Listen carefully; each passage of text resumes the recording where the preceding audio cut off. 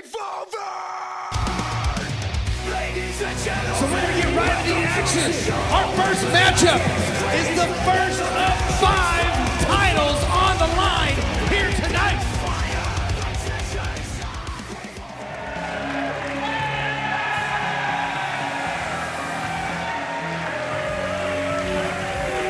Welcome to Swerve's house, live on Fight TV from Clive, Iowa, the Horizons Event Center. I am Bork.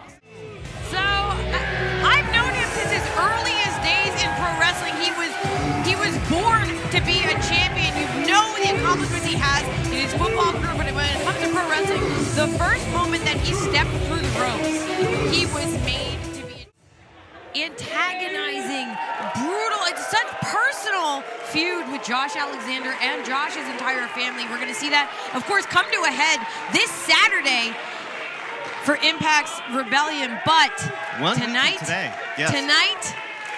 it's Swerve's house, and it could be Speedball Mike Bailey's night. It could be. Anything can happen here in Revolver, and look at determination there. Bailey is focused. A true athlete, a martial artist. Stranger things have happened, Veda. 4th degree black belt in Taekwondo, been practicing since he was a child, wrestling for over 16 years. We have 2 genuine athletes, different disciplines, different sports, but polished athletes. And Moose grabbing the throat right away. Speedball laying in some of those kicks. All those kicks from Speedball, just deadly, but Moose grabbing the throat again.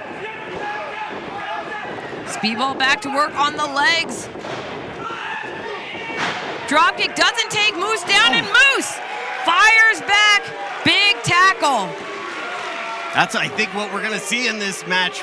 The power and stability of Moose versus the speed and technique of Mike Bailey. Whoa, launching Speedball across the ring is Moose, and there is that strength. Moose did that with such ease. The difference, 125 pounds between these 2 competitors. That's a whole other person. Absolutely. That's it is. me. That is a you. Moose weighs 1 Veda more than Mike Bailey. Oh, it just chucks so the what smaller you're man saying across is the if ring. this is not successful, next time it should be me on Speedball's shoulders in a trench coat. Maybe then we challenge Moose. I think that would be one hell of an entertaining match. Moose is gearing up here. Oh, I think he was going for that spear, and instead, big boot by Bailey. You're absolutely right. Bailey, incredible. Oh, look at that. Right back to his feet. Moose to the outside, and this is where Bailey is most comfortable in the air, but Moose out of the way. Oh, kick to the side of the head. Moose ducking and dodging, though. Low Speedball kicks on the outside. Moose doing his best to defend there, but what an onslaught of kicks from Bailey. And we have a packed house here at Swerve's house in Clive, Iowa. Crowd very much behind you up Moose. Oh, no. Oh! Sending the shin into that ring post. And our official admonishing the champion, got to get it back into the ring. That's right. This is for the Impact World Championship. One fall to a finish. It's got to be decided in the ring. Oh, another. And Moose not ready to take it inside yet. Going to work on the legs, on the shins of Mike Bailey. And, of course, that's his most lethal weapon. Yeah, Moose is no dummy. You don't get Impact World Championship gold without being an intelligent competitor. Moose has done his homework. Oh, big running boot to the, it looked like maybe the side of the knee, almost even the quad, the hamstring, whatever part Moose connected with, it is stinging right now. Your muscle, it can seize up. You can barely walk, let alone kick. And you take away Mike Bailey's kicks. I mean, what percentage of his offense are you taking away there? Well, the problem then, you're exactly right, is there's that speed, the height. You know, he is known to fly, but you can't do that if you can't walk. Right. And Moose is smiling. Moose has been a confident competitor even prior to becoming a professional wrestler. He was confident as a football player. He's just confident as a human being. But since becoming Impact World Champion, we have seen that confidence on a whole other level. Look at this, jumping jacks, mocking not just Mike Bailey, but the crowd here that is supporting him. Yeah, Moose is having none of the Revolver faithful support. for Mike Bailey. And look at this, Bailey struggling to get back to his feet. Moose is sitting pretty right now. And of course, you can hear the chants for Speedball. This is only Mike Bailey's second match here in Revolver. Yes. He debuted at the last event, taking on Ace Romero, and immediately became a huge fan favorite here. Absolutely. Ace Romero brought 2 troughs of sauce to that match. Bailey still successful. An impressive win, but can he pull it off tonight against the Impact World Championship champion Moose?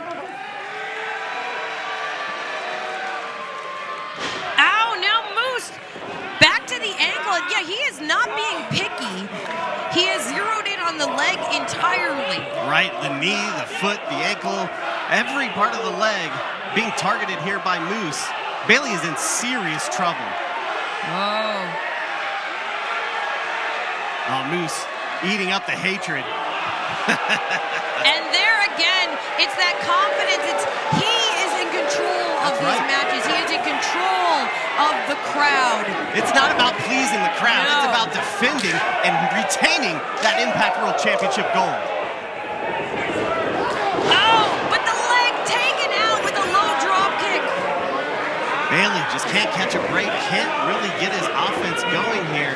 Bailey down again, and our official, of course, checking on him, making sure that he can even continue in this match. And listen, I don't even want to say this, but Mike Bailey himself has potentially a huge title opportunity for the X Division Championship this upcoming weekend, Saturday at Rebellion.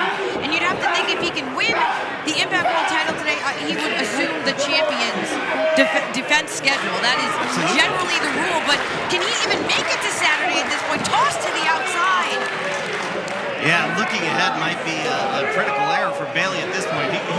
He needs to just survive this match, as you said, as Moose is just stalking his prey. Bailey not even able to stand on his own. Moose. So many championship implications from... Oh! Bailey ducking out of the way. Moose just chopped that post. And you know he hit it hard. He went in hoping to hit Mike Bailey. And now Bailey... right to the face. Bailey unleashing a flurry and Moose just cutting him back down. Just like that. Going for it again here. Bailey again moves out of the way. Bailey still has his wits about him, taking advantage of Moose's aggressiveness here. Oh, got caught. Got caught. Oh! No! Power bomb. Bork not just onto the apron. That was the edge of the apron. That's right, and he hit at an angle as well. We always say it's the hardest part of the ring. Well, let me be more specific. Yeah. The edge of the apron is the hardest part of the ring. There could be wood, there could be boards. You don't know what you're going to be colliding with, and with the force of a Moose powerbomb behind it. Let's even see if Mike Bailey can make it back into the ring. I mean, yeah, if he can stand up, it'll be a small miracle here.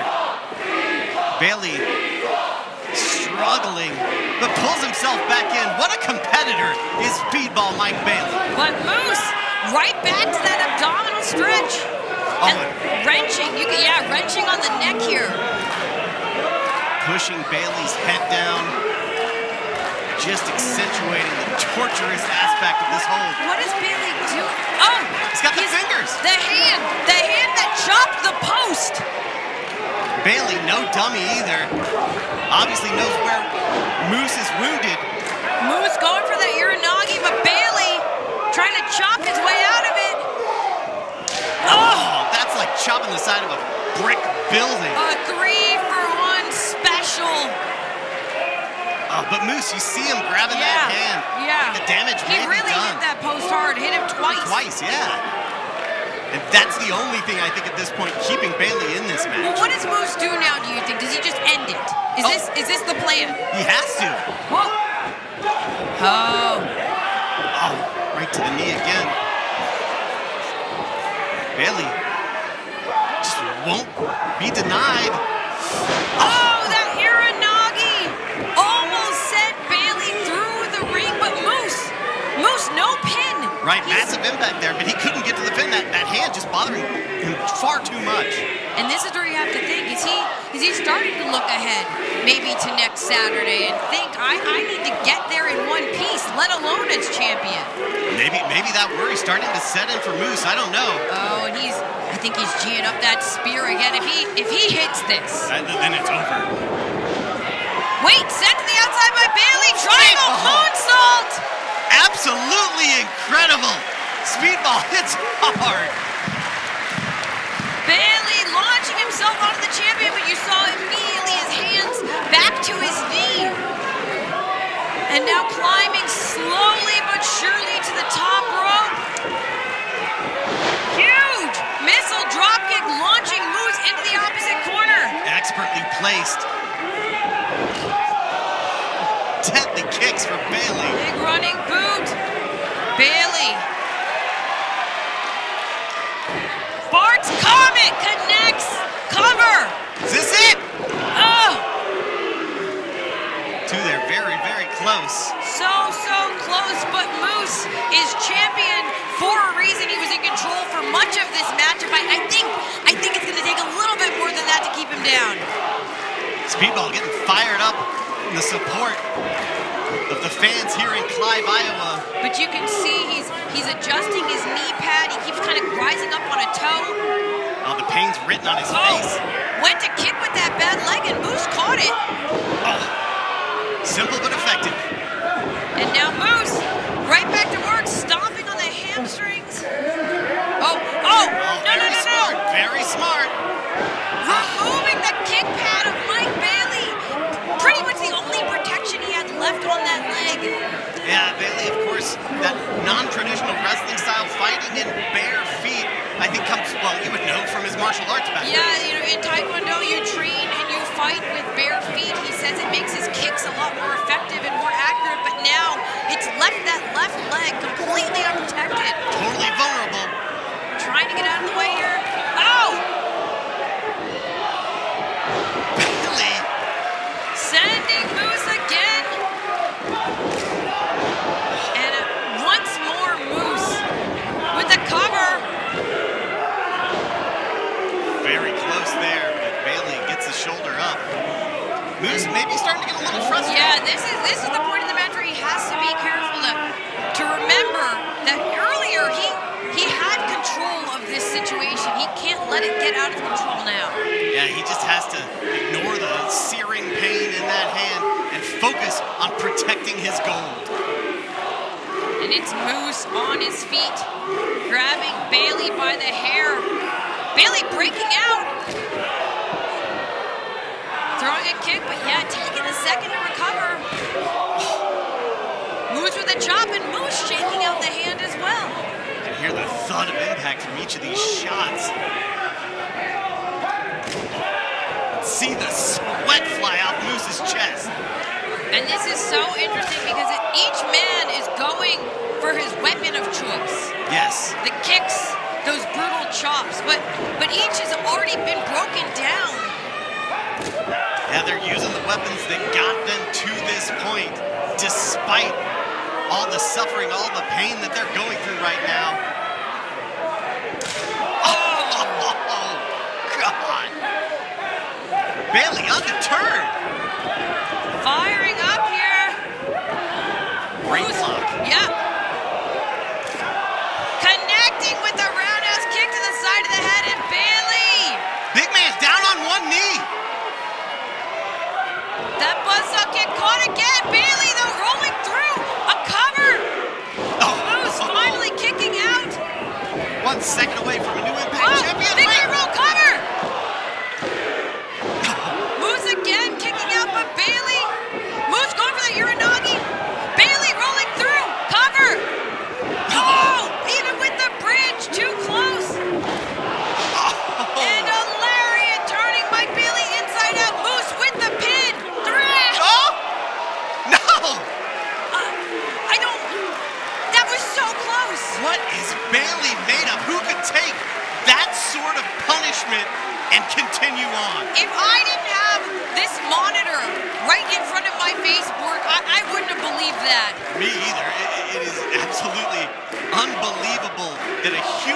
body, even one in quite superb physical condition, could make it through that torture from Moose. Moose! Showing surprising, well, not athleticism, he's an incredible athlete, but the fact that he's still got it in. Yeah. Lining up Bille. Moose wants to put this to an end right here, right now. And I don't think Bille realizes that Moose is waiting on it, but wait! A knee to the head! Bille with the penalty kick! Moonsault double knees connecting, and Bille fighting through the pain! Perfectly placed to the side of Moose's head! A cover! Still not enough, and where is Mike Bille going? Is he? Oh, he's got eyes! He's got eyes here to climb! Could this be it? Like, if he hits Moose, Moose is a little dazed here. This could do it. Yeah, I know you've seen this before. Maybe he was going for that ultimate weapon, that second rope shooting star knee press, but Moose. Getting back up there, taking a shot with that right hand. And you saw him have to shake it out afterwards. Bille doing what he can to stop the big man, and Moose stumbling. Oh, went to jump up top and sent to the ground by Bille. Oh, but Moose! No, you're kidding me! Bille putting the brakes on Moose right there. That was impressive. Keeping his balance. Oh, connecting! Ultimate weapon! 1, 2, 3. Wait! Oh, wait! Moose! Oh, that was... What a brilliant ring general. The ref had his hand down for the 3 count. Moose reached the rope. Moose got his fingers to that bottom rope. The referee registered the 3 count, but he didn't call for the bell. He saw that Moose had his hand on the rope. An excellent call, an excellent officiating here. Brandon told It's him a great call. Yeah, a heartbreaking result for Mike Bille, but it was the right call. And Moose, the flipping spear. You mess with the Moose, you get the antlers. 1, 2, 3. Ladies and gentlemen, your winner, and still Impact Wrestling World Champion, Moose! Revolver! Ladies and gentlemen, welcome to the show where the titans clash and the passions flow. And the rain and fire, the tensions high. Revolver wrestling jump to get closer. And her opponent is the reigning and defending AAA Reina de Reinas champion from Hackettstown, New Jersey, the virtuoso Deonna Purrazzo.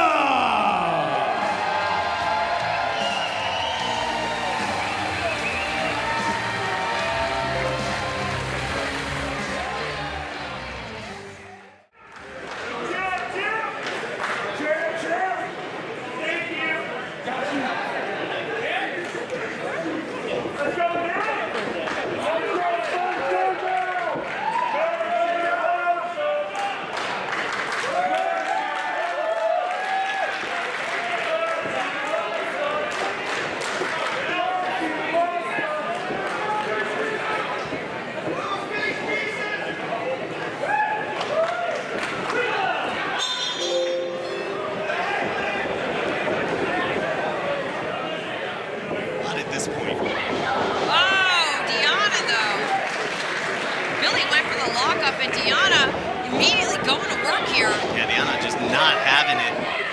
Just muscling Bille into the corner. Brutal kicks to the gut, and Deonna with a pretty blatant choke there.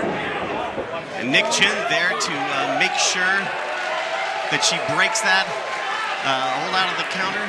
Does so at 3, I believe. And you saw just in the opening match how important the officiating is here.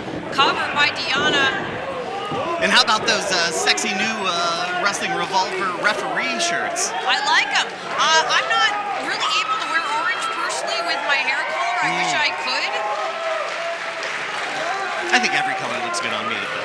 I like to wear every color. You are presently wearing every color, correct.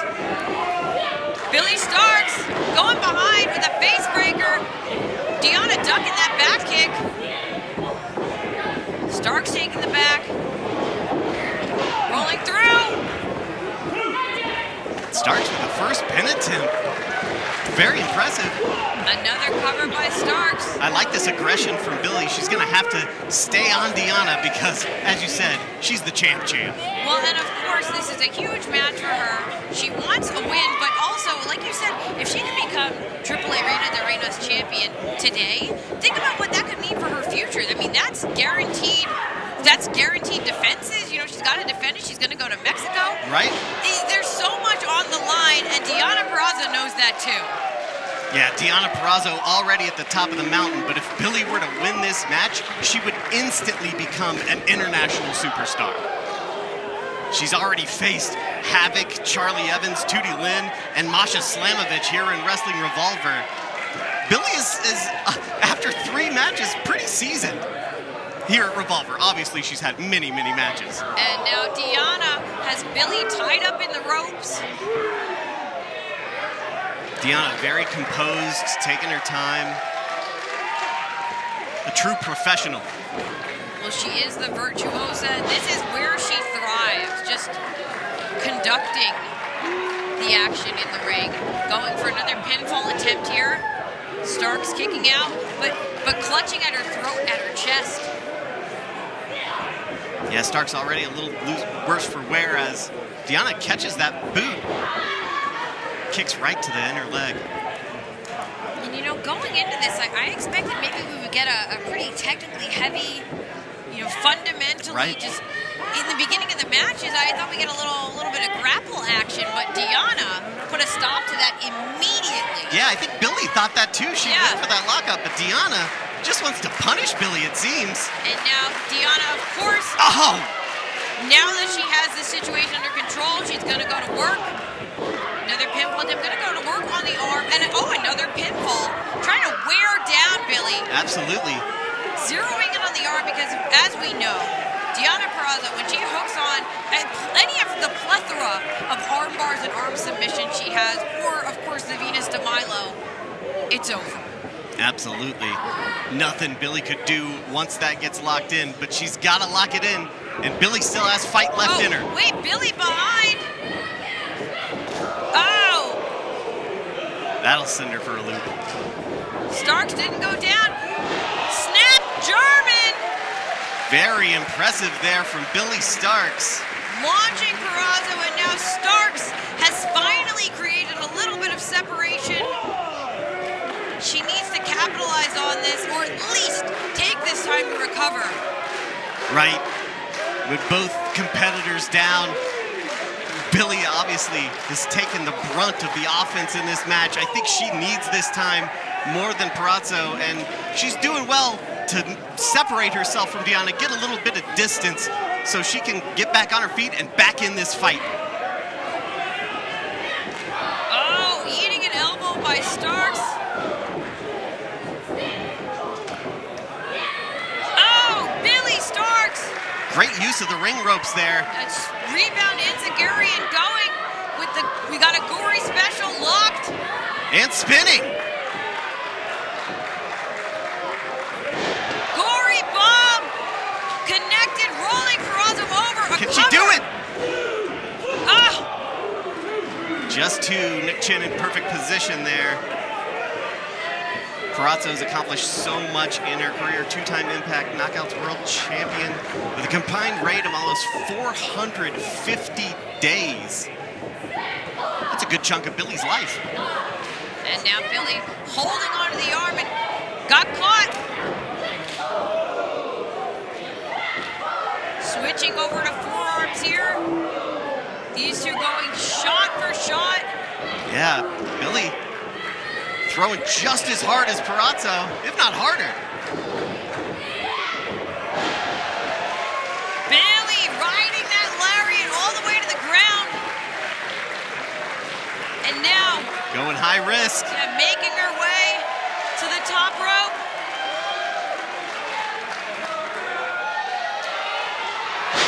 Oh, took too long, and Purrazzo took advantage. Uh-oh, here we go. That's it. Just like that. Ladies and gentlemen, your winner, and still the AAA Reina de Reinas champion, the virtuosa Deonna Purrazzo.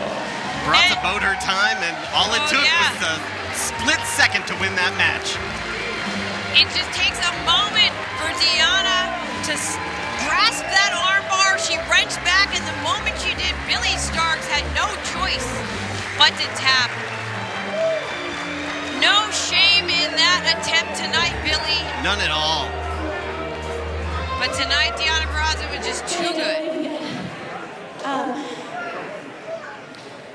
We've done this 3 times now.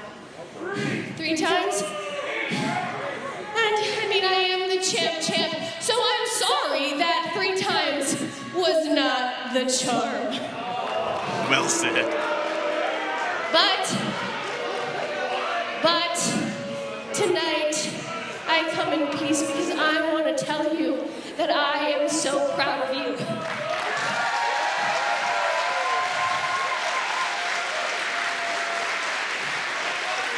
Times we've done this and you pushed me to my limit every single time. Some people want to say that you were the future, but screw that because you are now.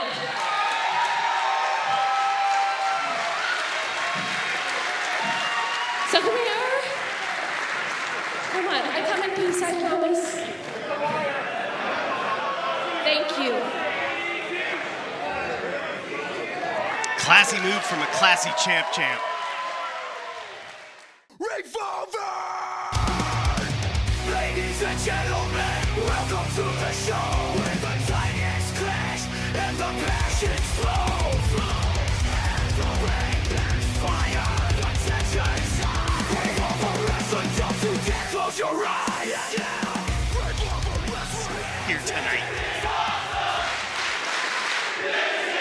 Again, I'm always intrigued to see so many people, again, cheering for Dan the Dad. As I said, I think a lot of people don't necessarily have the fondest memories of their time with a Dan the Dad-like figure in their lives, and maybe perhaps now this is a bit therapeutic for them. Yeah.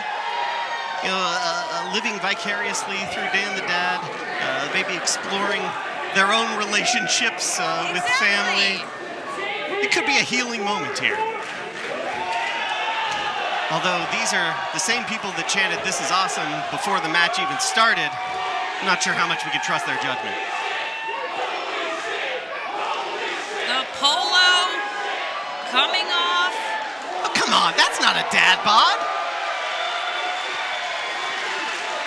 Where's the flab? Where's the hair everywhere?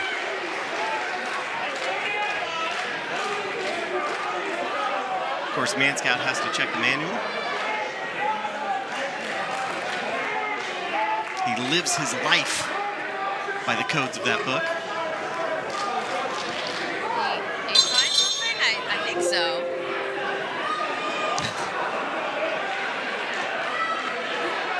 I think Dan's AOL account is still active.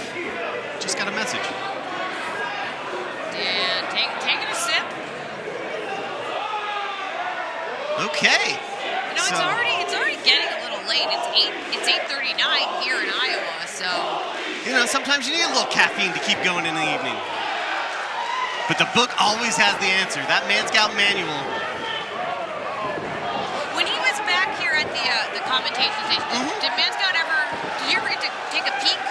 Oh, no, he was very protective of that. I never got a look. I think he thinks I can't read, but Dan, conserving energy. Like a real dad on a, well, it's Saturday, but it would be a Sunday. Oh, and Manscout just tiring himself out. He's still got his eyes locked on the pages of that manual, or else he might Wait, what's on this next page? notice. Oh, there we go. Okay. Yeah.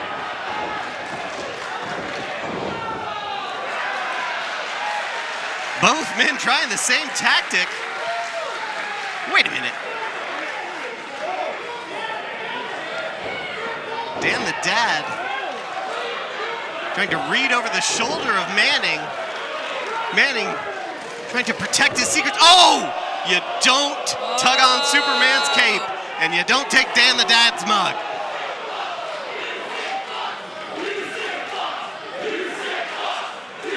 Wait a minute. I mean, this is a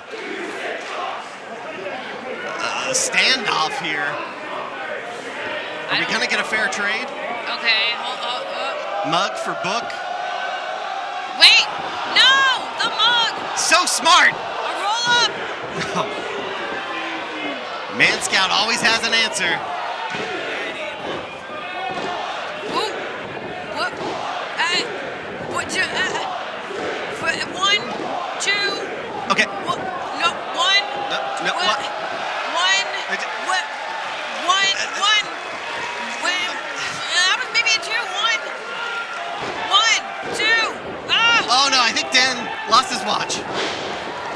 Are those glasses? His glasses. What? Somebody save the glasses. Those are expensive. A cover. There we go, Skeletor looking after him. Whoa! Double drop kicks. Evenly matched. That late night cup of Joe is just coursing through the veins of Dan the Dad. Keeping him going, but how long can that caffeine boost last? Well, and I'm sure that Manscout Manning had a handful of, what is it, Gorp? Gorp, Trail yeah, good old mix, raisin and peanuts, yeah, sure. Trail mix of sorts. Probably an unkind bar. Hey! Oh! What is this? Infrared attacking both Dan and Manscout. Oh, this must be it. You know, I overheard Phil Stamper and JT Dunn threatening Infrared earlier tonight, saying that if they didn't make a statement, they were going to be out of the unit. And this must be that very statement. Matrix and James, very, very pleased with what they have done for the unit. Well, I heard the bell, so I guess this match is over. I mean, it's been thrown out. It's gotta be, right? A no contest as both Dan and Jake were attacked at the same time. Phil Stamper, I'm sure, very pleased with himself. Yeah, I've been talking to Stamper a little bit here and there. I have not. You know, the guy's more than just some ding-dong in a fancy jacket. There is a brain in that bald head, and you know what? He has some interesting ideas. Hold on, don't you go anywhere. Don't you dare go anywhere, especially you ugly-looking bald motherfucker, Phil. Don't you go anywhere. Come on. That bald guy's stuck together. I'm sorry. You stupid bald idiot, Phil. Don't you dare go anywhere. Maybe a ding-dong, but he's not. I don't know if you morons realize it, but these people do. You just interrupted a 6-star classic right here, like. 6.5.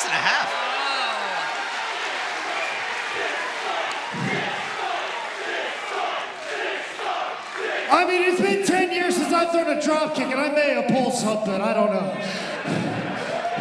But one thing is for sure, you guys are clearly salty. You're clearly salty from the last time when me and Manders beat you here in Revolver. I get it, no problem. You know, I'd love to call Manders out here and do it again for you guys because you're obviously mad, but Manders has got a big match tonight.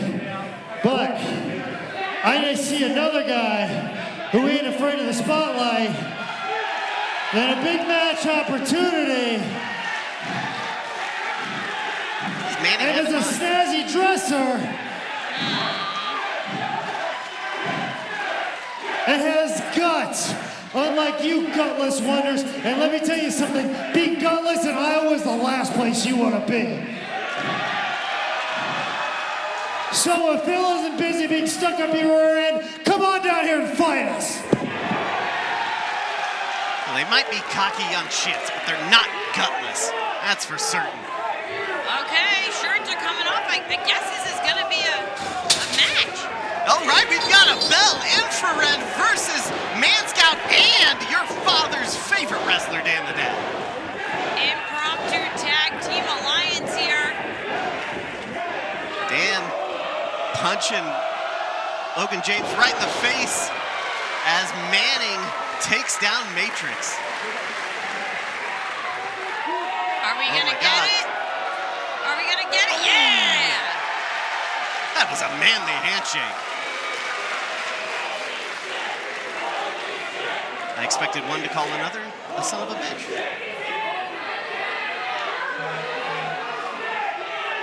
Oh, hey, okay. Matrix Friendship, maybe. making deals. No, not quite. Dropped flat on his back. It looks like it's gonna be Dan the Dad with the cover. Dan the Dad and Tyler Matrix in there.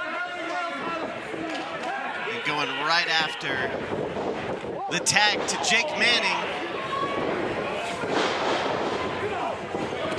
Another cover.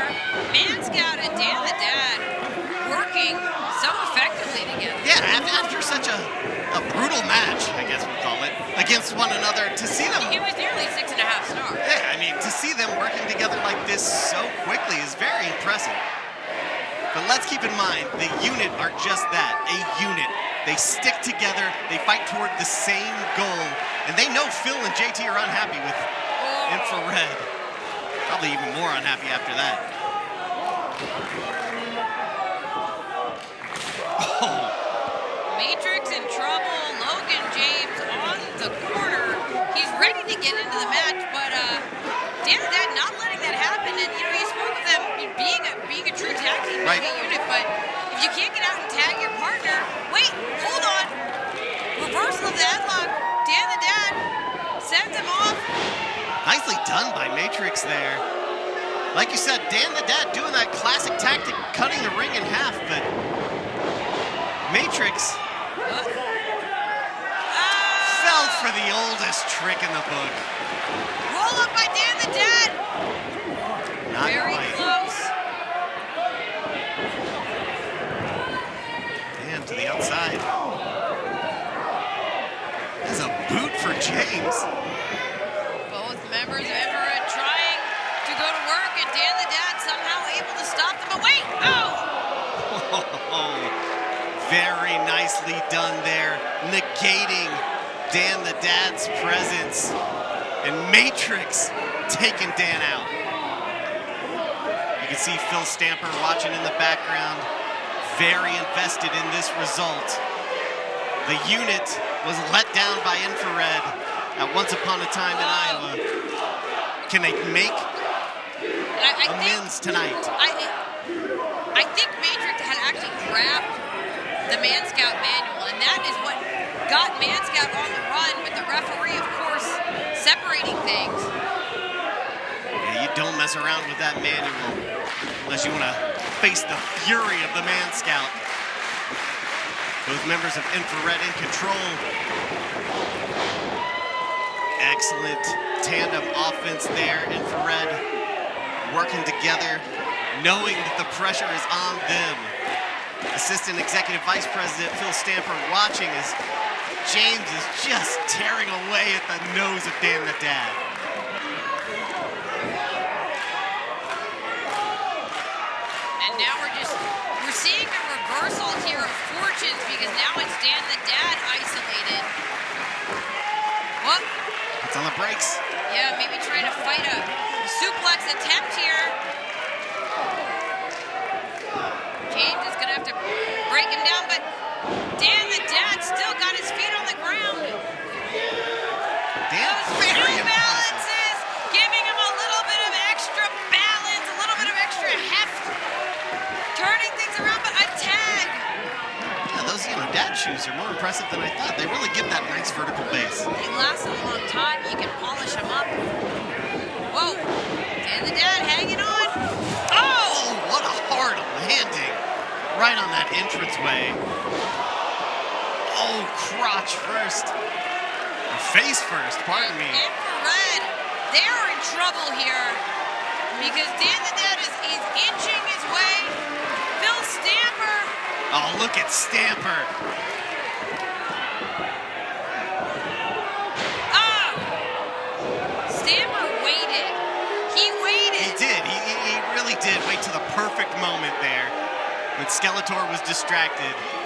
Right when he thought that Dan the Dad was almost about to make the tag, when Dan the Dad thought that he was about to get out of the ring. Devious tactics.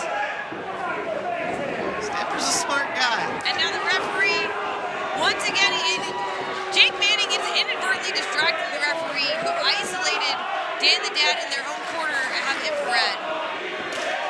Oh, but he took his eyes off Dan for one moment. And that's all it took for Dan to regain his bearings and start throwing some shots at Matrix. Knee right to the back.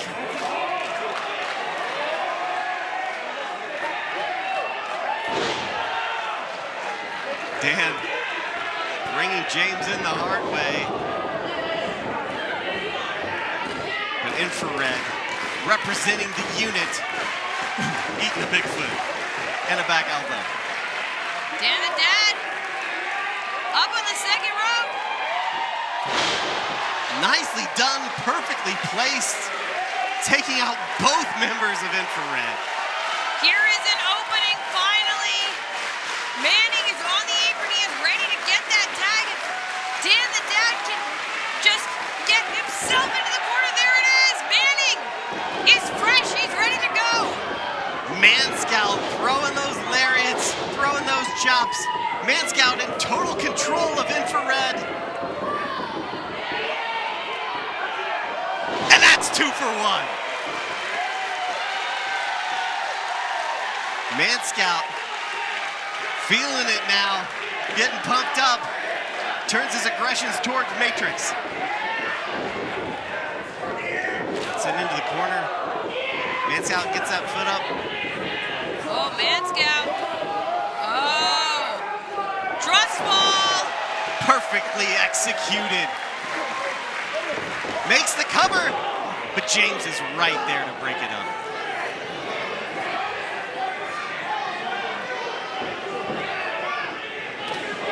James catches a fist from Manscout and has one as a receipt. Whew, that was a tough shot. Just trading haymakers to the face. Who will be the first to give? Manscout. Oh, no. Oh, nicely done. Dan the Dad taking off the apron. Matrix. Oh, Swanton bomb by Matrix. James going for the cover. No.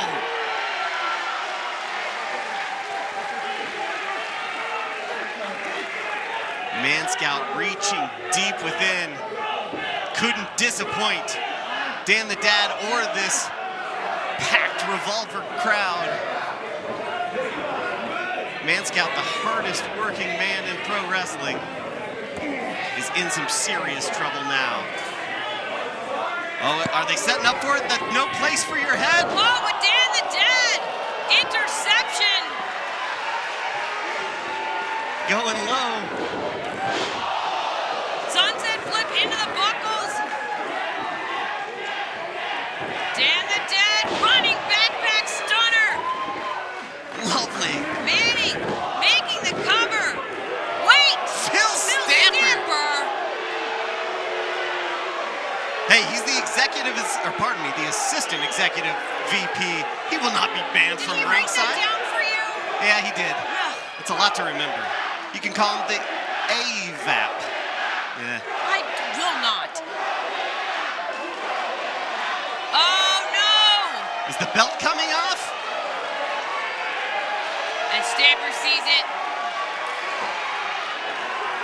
Stamper on the run. Dan the Dad, he's got the belt out. That might be the fastest I've ever seen Stamper move. But meanwhile, Infrared taking advantage. They got a hold of Jake Manning.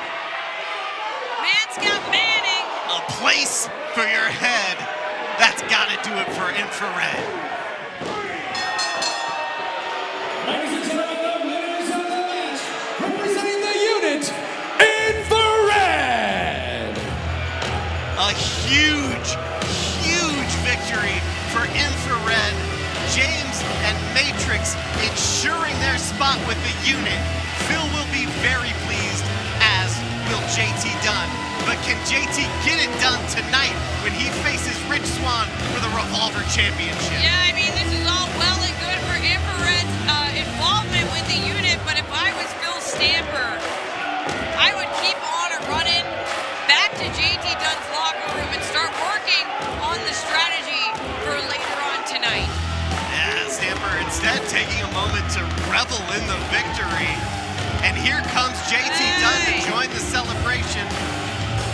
A little moment of joy, a little moment to celebrate before we get to the World Championship match.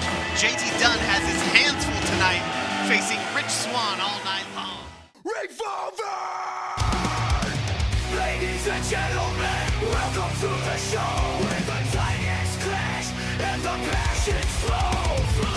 And the rain and fire, the tensions high. Revolver wrestling jump to death, close your eyes. Revolver wrestling, we're taking it to the top. Breaking the ring, we won't ever stop. Feel the power. World Tag Team Champions, weighing in at 430 pounds, the team of Davey Richards and Eddie Edwards. They are the American Wolves! Yeah, when you come to this... That's right. One of the most respected tag teams in the world. You're right. It's like getting back together with your old high school friends. It just clicks back into place and everything feels comfortable. It feels good. The Wolves are ready to defend tonight.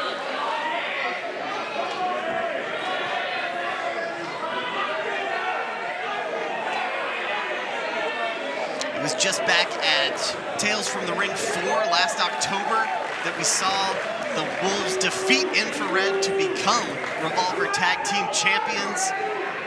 They face their first challenge as a championship team here in Revolver tonight.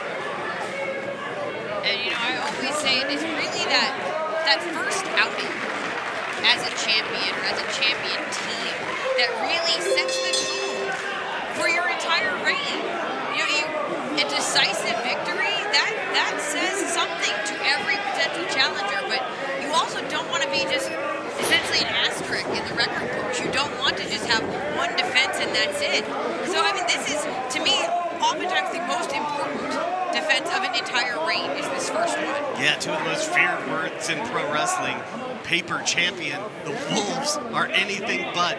And for them to lose to the Prisoners of Society tonight would be a huge blow to them. But I gotta say, the Prisoners of Society, they're hungry. You know, they're coming to Revolver for one reason and one reason only, and that is to win tag team gold. Maclin in control of Eddie Edwards now. Early tag brings in Westin Blake.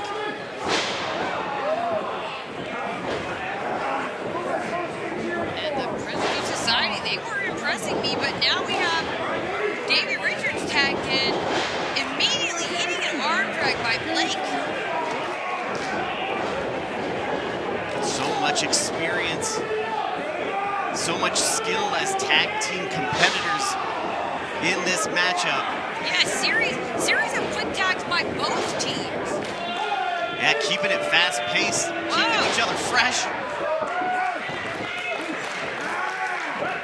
Maclin controlling Edwards' arm in the center of the ring, right where Maclin wants him.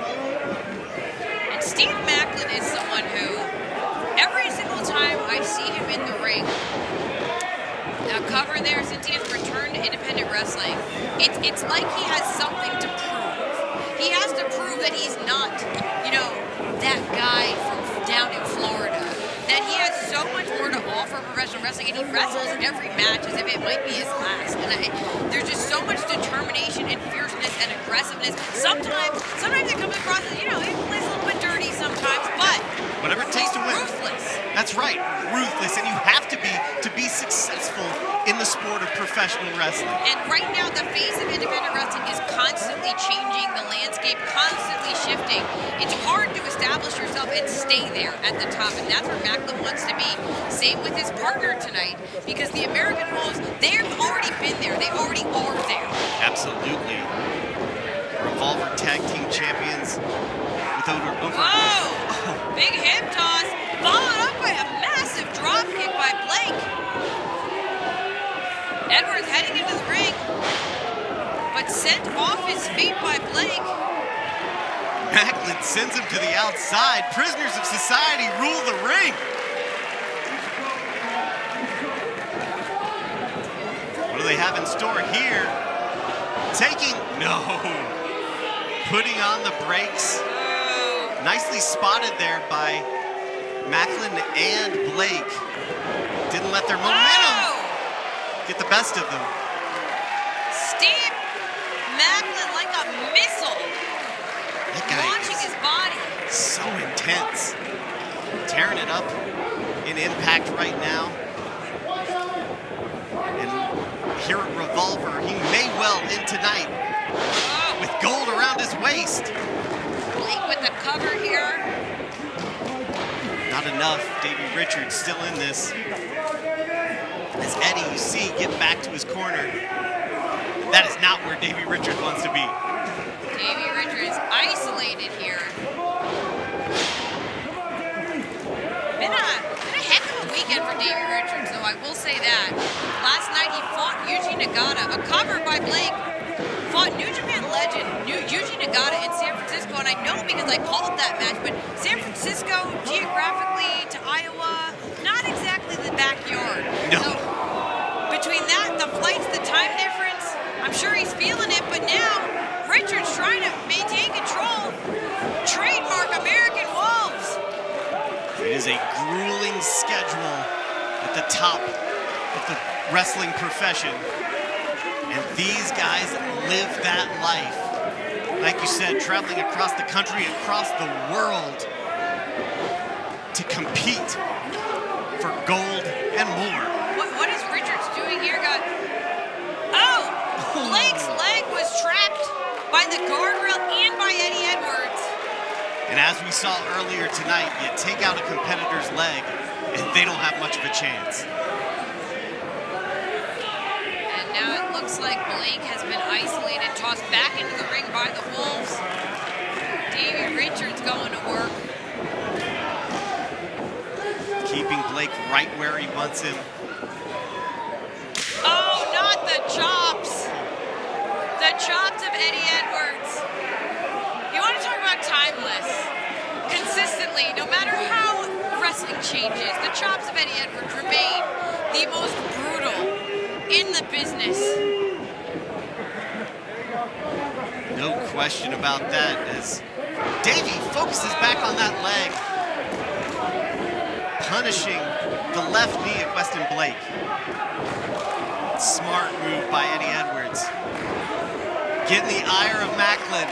Yeah, Maclin is keeping the referee from seeing that the Wolves are going to work on his partner, and finally our official turning around, making Edwards back off. Brandon told there, a little late for fans of Westin Blake, but he got there. Davey Richards with double leg takedown, starts to wrap him up. Can he turn him over? No, he doesn't need to. He doesn't care what the Revolver fans think of him. He made that obvious when they won the titles. Richards rolling through. The ankle is trapped as well. Blake in pure agony, reaching for that rope, just couldn't get there. No, and now Richards using the leverage of his partner, Eddie Edwards, to wrench back on that hold. And again, the official unable to see it because he is doing his job. He is down with Blake to make sure he's not giving up. And now Maclin, in frustration, just inadvertently distracting the referee. Told to doing everything he can, but that's the experience of a tag team like the Wolves. And when you're in Maclin's position, you don't envy him. No. You want to get in there, you want to save your partner, but if you go too far and that disqualification happens, there's no championship. The match ends. No, Maclin says not twice. Edwards now going back to work, but wait, small package by Blake. Almost there, still some fight left in Westin Blake, but Edwards goes right back to take control of the leg and takes him right back into the Wolves corner. Classic tag team wrestling. Combined 37 years of pro wrestling experience with the Wolves. And again, it's insane. As a tag team, yes, but not just as a tag team, singles champions as well. I mean, that's older than many of our competitors here. Richards going back for a cover. And Maclin desperately reaching for that tag, but Davey Richards is not going to let it happen. Richards, a master of inflicting pain. Making it just that much harder for Blake to recover and get his team back in this. The prisoners of society are in a bad way. Blake desperately needs to make that tag to Maclin. Throwing some shots, trying to get out of that corner, but Richards and Edward doing their best to keep Blake from breaking free. And Blake, valiant effort, fighting back. yeah, making a little progress here. Popped up into a kick, but no, he caught it. Inadvertently forcing Davey Richards to enziguri his own partner. Now Richards has the ankle of Blake, but Blake. There it is, that perfectly timed duck of Blake there set him up so that he can escape Richards, but can he get to Maclin? There it is.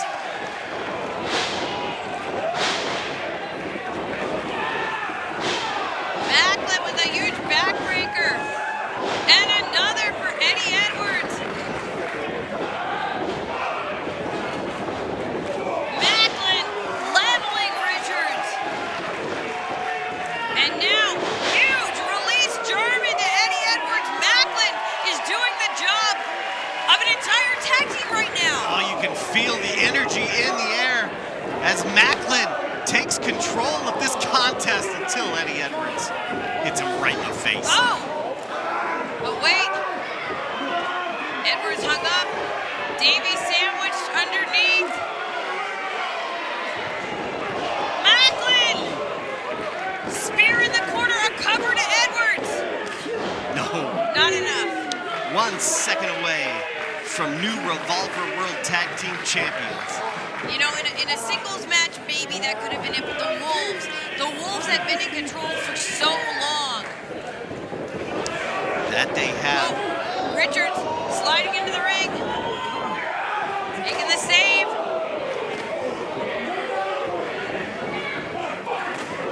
Now Richards. Fierce strikes. Just blasting Maclin with these kicks.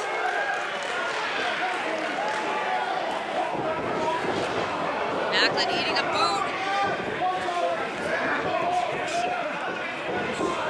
Wait, do you see? Oh no. Roll up by Maclin, and Blake had pulled Richards to the outside. They weren't able to complete that double team. That was almost it. Incredible positioning there by Westin Blake. He saved this one for his team. But can they do it? Westin Blake, big elbow drop. Is this it? He gets the cover. 2. Davey Richards there just in the nick of time. At this point, this is anyone's matchup.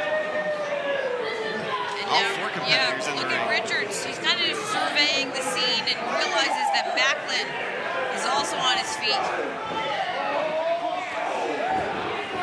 2 beasts just trading shots in the ring. Maclin off the ropes. No, this could be it. Oh, Richards. Richards rolling through. Ankle lock. He has Maclin right there where he wants him. Trying to reposition. I have seen so many tap out to this, but Westin Blake trying to won't let go. Oh, Eddie Edwards rolling through. Half Boston Crab.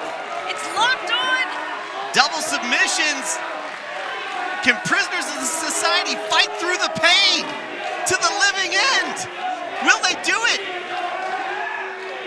You can hear the fans here in Clive. They're just begging them not to tap in. Blake, small package, double small package. That close. That's all it takes. We could have new Revolver World Tag Team Champs just like that. Blake zeroing in on Edwards. But wait! Got nailed with the pop-up kick. Wait, jackknife by Blake! Ah! That's it! That's Ladies it! and gentlemen, the winners of the match and the new Wrestling Revolver World Tag Team Champions, Revolver! Ladies and gentlemen, welcome to the show. With the tiniest clash and the passions flow. And the rain and fire, the tensions high. Revolver wrestling, jump to death, close your eyes. Yeah. Revolver wrestling, and taking it to the top. Breaking down ranks, we won't ever stop. Feel the power, hear the roar of the crowd. Revolver wrestling will make you shout it out loud. It's a true teacher-master conflict tonight. Or wait a minute, teacher-student. There we go. Let's see what we can identify here in terms of these barbed wire or spider webs. You've got a board covered in barbed wire, some sort of table tape structure. Yeah. covered in barbed wire. And then just, it looks like a piece of like the lighting truss. That's what it looks like. Barbed wire. And let's not forget the chairs with the table and barbed Yeah, wire. and then there's just some loose barbed wire running around like a tumbleweed for good measure. A spider web death match. So much barbed wire in and around the ring. I don't know if I have the stomach for this one. Nick Chin putting his gloves on. Good idea. Yeah, that'll help. Maybe. Crist in excellent shape here. No fear. Going shirtless while Manders is protecting himself a little more. He's got his hands wrapped. He's got a shirt on, wearing long pants and boots. I think that's a smart move by Manders. I don't disagree in terms of it being, a smart move, but in terms of psychological games, every time you see someone head into a death match, with uncovered flesh, that to me just speaks to fearlessness. Right? Jake Crist will put his body through anything to prove that he is the best at this art of pro wrestling. And Crist was careful when he put his hand on that board. He put it in between the coils of the barbed wire. That's the sort of vision that comes from decades of experience. Nearly 2 at this point for Jake Crist. This guy's younger than me and has spent 20 years pro wrestling. Blown away by the ability of Jake Crist as he locks up with one called Manders.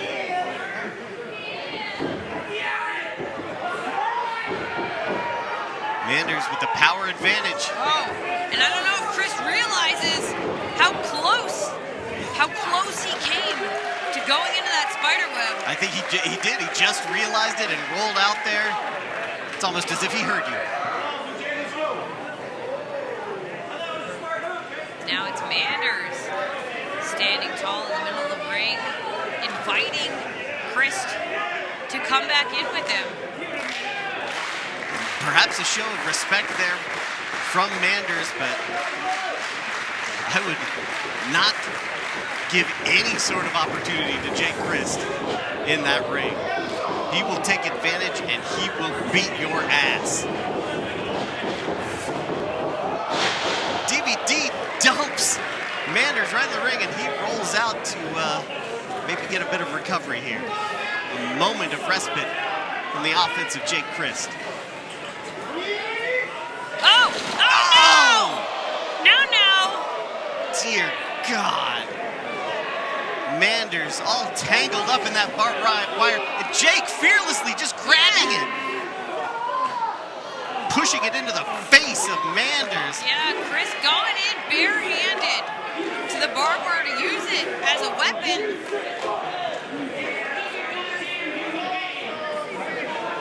And now Crist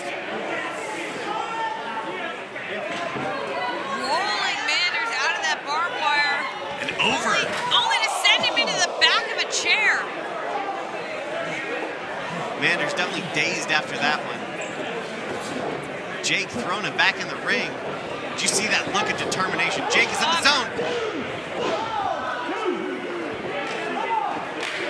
And Manders, you can see him, he's kind of just touching all over himself to try to figure out, did the barbed wire, did it slice anything? It looks like he's got a little bit of blood on his forehead. I'm sure that's not the last of it that we will see here tonight. Oh, there goes Jake going right after that injured face, pulling that wound open. And this is a bloodthirsty crowd. Obviously in favor of Manders, but they have seen Jake go to war in this ring. Chair to the face of Manders. The last 2 times we've seen Jake Crist here at Revolver, he has gone to war with Alex Colon. After that, I imagine in his head facing Manders is a walk in the park. Look at the blood, the drops of blood on the floor. Yeah, Manders busted open here. Oh! The legs of the chair driven into the trachea of Manders. I mean, very simple. If you can't breathe, you can't fight.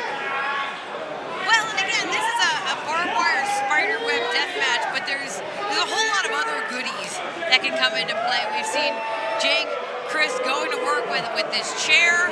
There's pieces of wood everywhere. There's an errant streamer that seems to want to get involved. That's right. The Mania is not confined to the ring, and the weapons are not restricted to barbed wire. At the end of the day, this is a death Manders! match. And Jake Crist just narrowly avoided being impaled on that piece of wood. But that might have been a better outcome for him than landing on that barbed wire. And now Manders in control. Sending Crist back into the ring.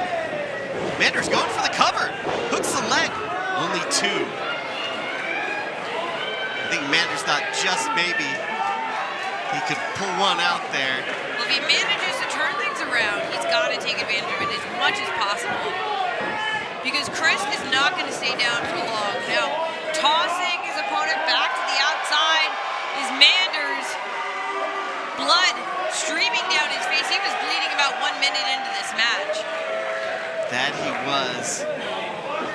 Neither of these competitors strangers to shedding their blood in the spirit of competition. Manders has a door.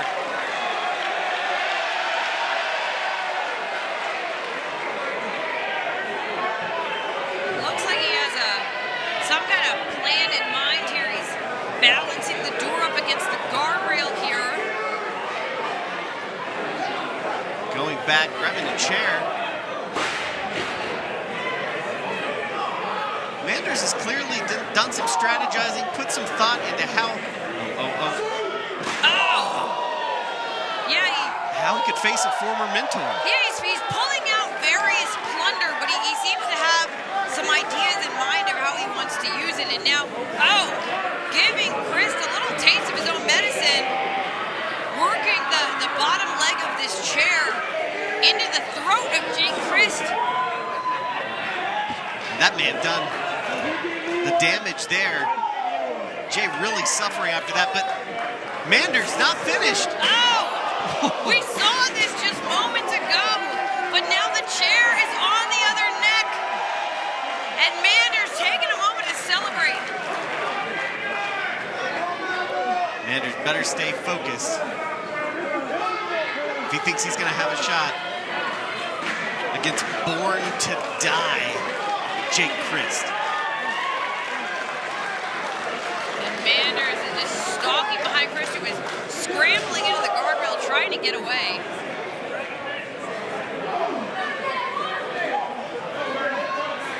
wait, we're headed back to that door. Yeah.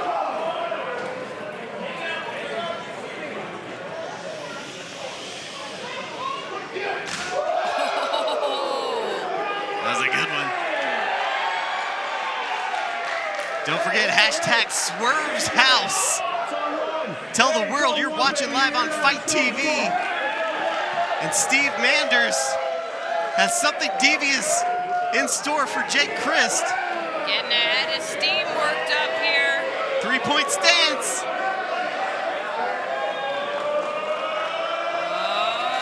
Oh! Just gave Jake way too much time. And now Manders! DVD through the door! Oh, it looked like that wood just splintered and went everywhere. Jake Crist tossing Manders back inside. Is he gonna? Yeah, he's going for a cover. Not enough! Not enough! Manders showing just how resilient he is there. And Jake contemplating what it's going to take next. Got eyes on this Just so much barbed wire. metal barbed wire contraption thingy.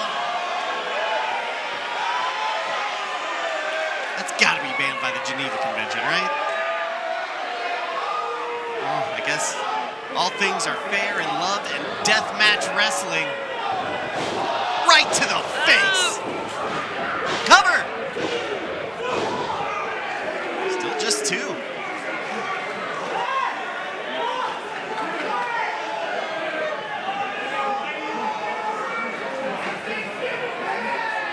And now Crist, yeah, another chair in hand. Oh, and just stacking up the barbed wire wrapped implements.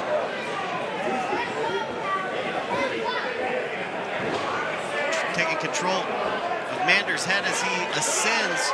Jake Crist just as comfortable on the top turnbuckle. I don't even know what he has in mind here. Oh, a tornado DDT on cover. Onto not just a chair, not just a piece of metal contraption. It's part of the set here. I don't even know where he got it from, but barbed wire as well.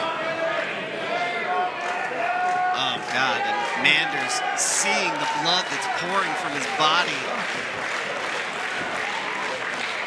I mean, on the one hand, it can blind, it can sting your eyes, it can really make your acumen suffer. But on the other, it can fire you up. Manders seeing red here. Oh! This could be it. This could be what he needs. It's a long buildup.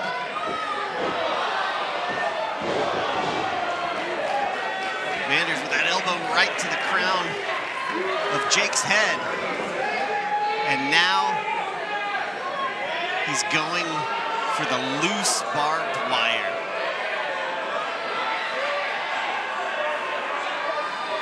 Manders taking care to wrap that barbed wire around his closed fist.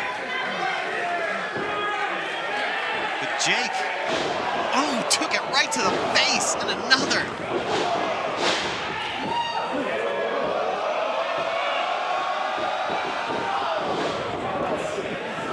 Wait a minute, wait a minute. Oh! Right on the top of his head. Manders hooks the leg. Only two. Jake Crist may be born to die, but not like that. Yeah, where is he? Headed to the outside and there is blood Just gushing.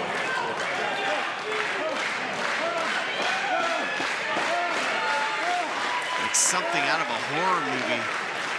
Jake Crist is just pouring blood.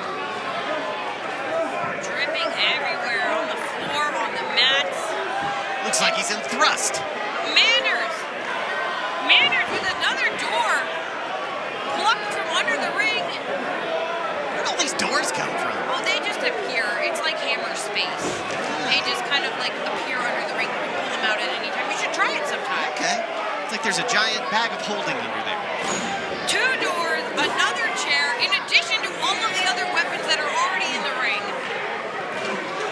Jake Crist. And Manders. Jake just trying to recover. Manders with a nice shot from the chair right there. As he's gathering weapons in the ring, taking time to make sure Jake Crist cannot recover.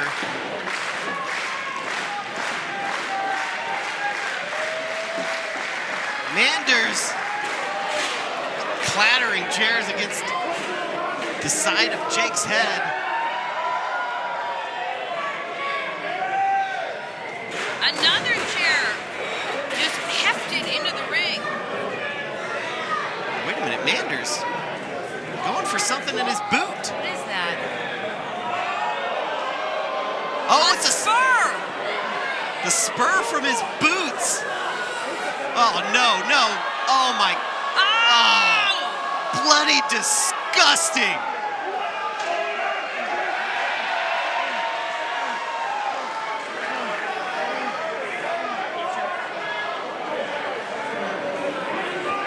Manders may be the student, but he's shown that he has learned a lot from Born to Die Jake Crist. Carving up the forehead, the already bleeding forehead of Jake Crist with that spur. Manders showing absolutely no mercy.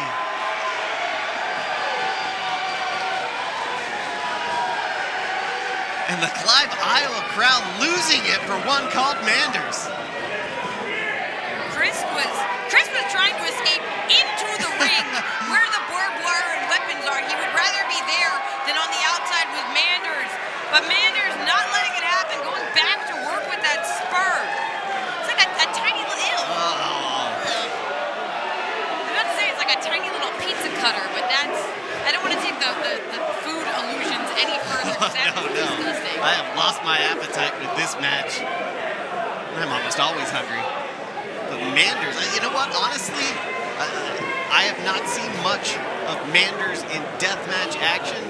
And I'll tell you what, he can hang. And when you can hang with Jake Crist, one of the best pro wrestlers on the face of the planet, that's an accomplishment in and of itself. Manders really showing what he's made of tonight.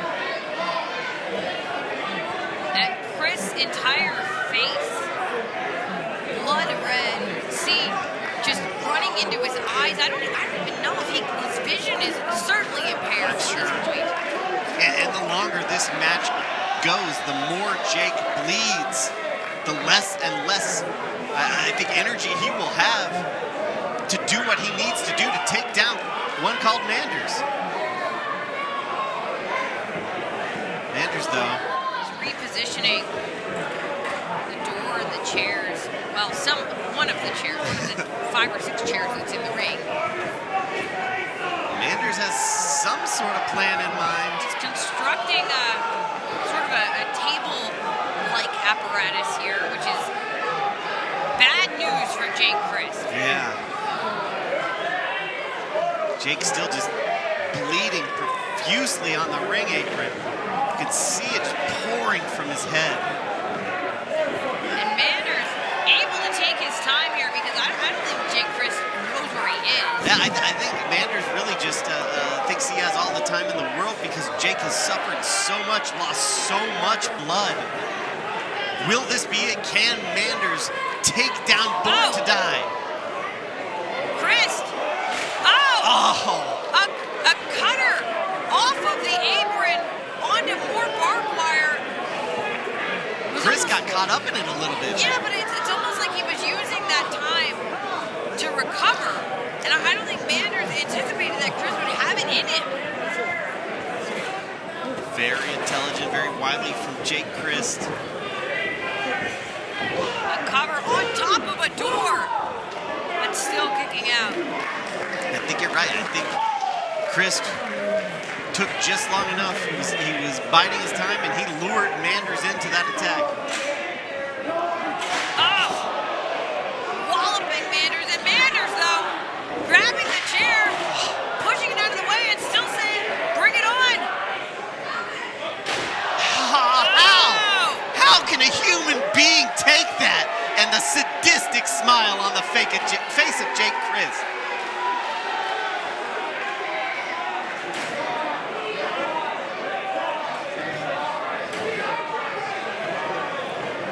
Jake not content to use this diabolical construction that Manders put together.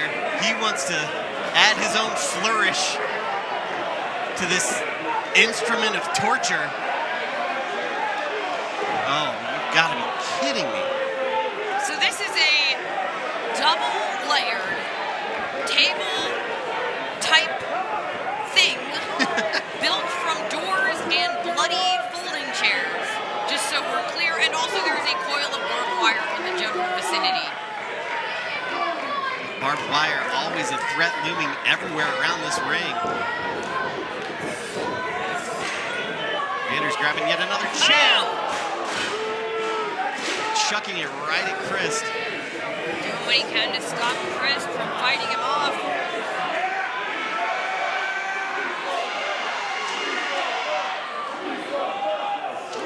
Oh, no. No. Oh! Power slam through the doors. 2. Oh!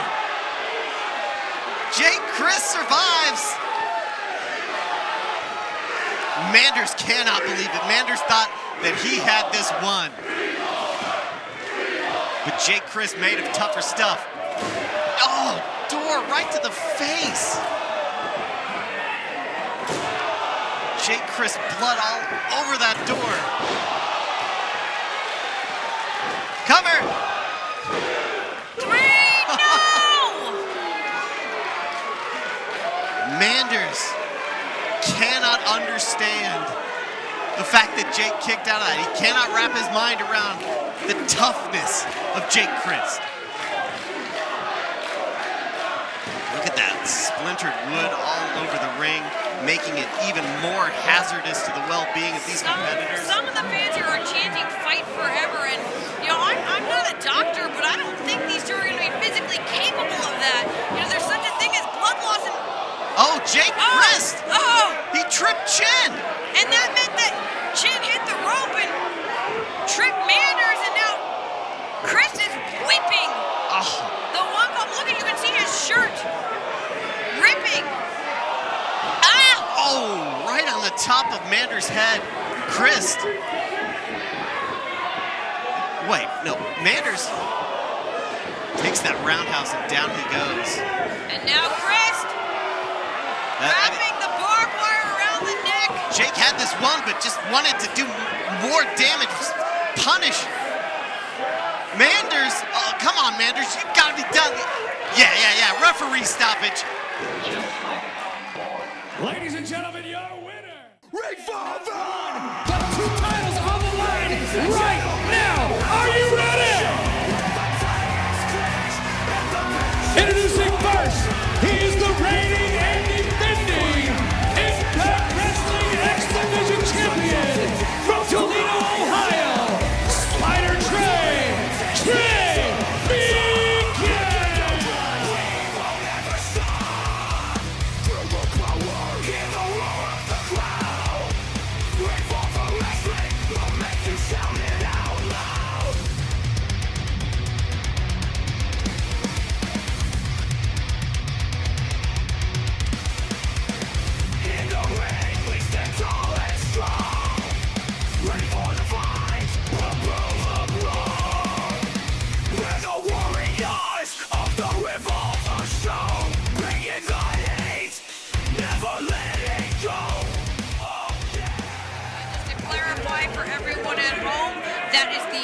Revolver Remix Championship around the waist of Ace Austin, and of course, Trey Miguel has the Impact Wrestling X Division title in his hands, but both are up for grabs, winner take all.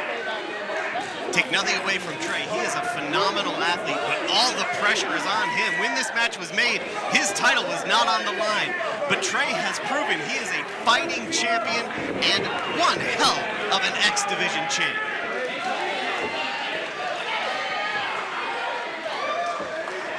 "175 days, Trey has defended that X Division title. Not much shorter than that, Ace has defended this Remix Championship. And this match is on. 2 titles on the line.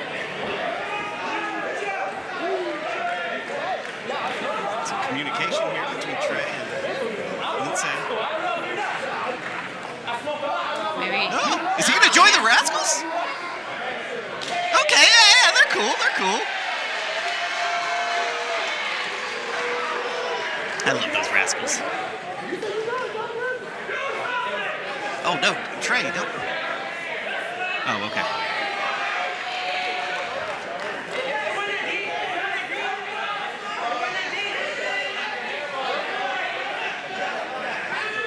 Oh.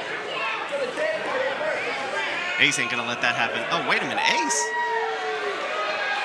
His body is a temple. I can't believe Ace Austin would take a hit of whatever that was. Blake Christian just passing it along and probably wants to get down to business here. Oh, there you go. Hits hard. Not as hard as Back in Speedball, the but this ring. one's in progress. Blake Christian taking it to Ace Austin.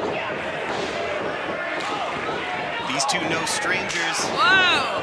Met at the Super X Cup final, and Ace was victorious. Christian taking out Dorado and Trey Miguel on the outside. This was just beginning. Already Christian throwing caution to the wind, putting his body on the line. Austin putting up that boot. Christian getting caught here. Austin with that springboard enziguri. Ace Austin might have the strongest legs in all of pro wrestling today. It's all that DDP yoga.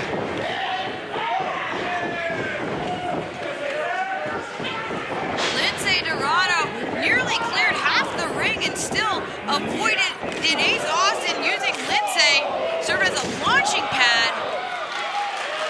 And Ace Austin, within the X Division of Impact Wrestling, no stranger to multi-person matches like this. It is a staple of the X Division.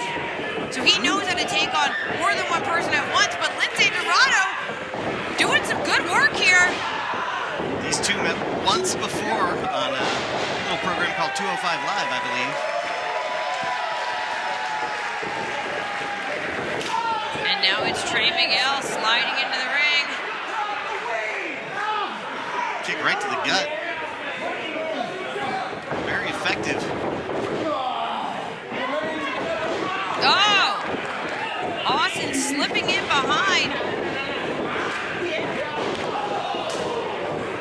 Ace Austin very dangerous, especially when you're not paying attention. Whoa! What a catch! Trey Miguel launching Lince Dorado into a Rana into Ace Austin. But Very Dorado in the middle of the ring. Right hand doing some damage. Spider Trey. So agile, it's almost unreal.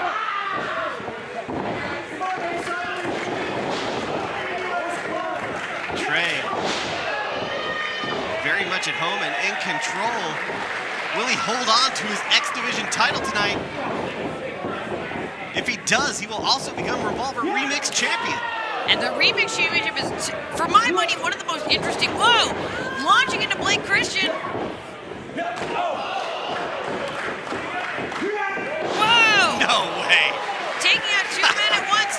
Miguel with the cover on Christian. He wants those championships because, like I said, to me, the Revolver Remix Championship is one of the most interesting in all professional wrestling. As you mentioned before, Bork, if you are the champion, you get to choose the stipulation for your matches. There's a chance that you could just cultivate a series of matches that are exactly suited to you. You could be champion forever. Yeah, I mean, And Blake Christian, he knows he needs to be champion just once. if Trey won, he could have a smoke-off as the championship match. Blake Christian, so smooth, just an expert at stringing together move after move after move. And there's Gia Miller and the inevitable Ace Austin lurking at ringside. Always together, quite the power couple here at Wrestling Revolver. Well, strategy-wise in a match like this, you know, there are choices to be made. You can hang back for a while and let the rest of everyone in the match just sort of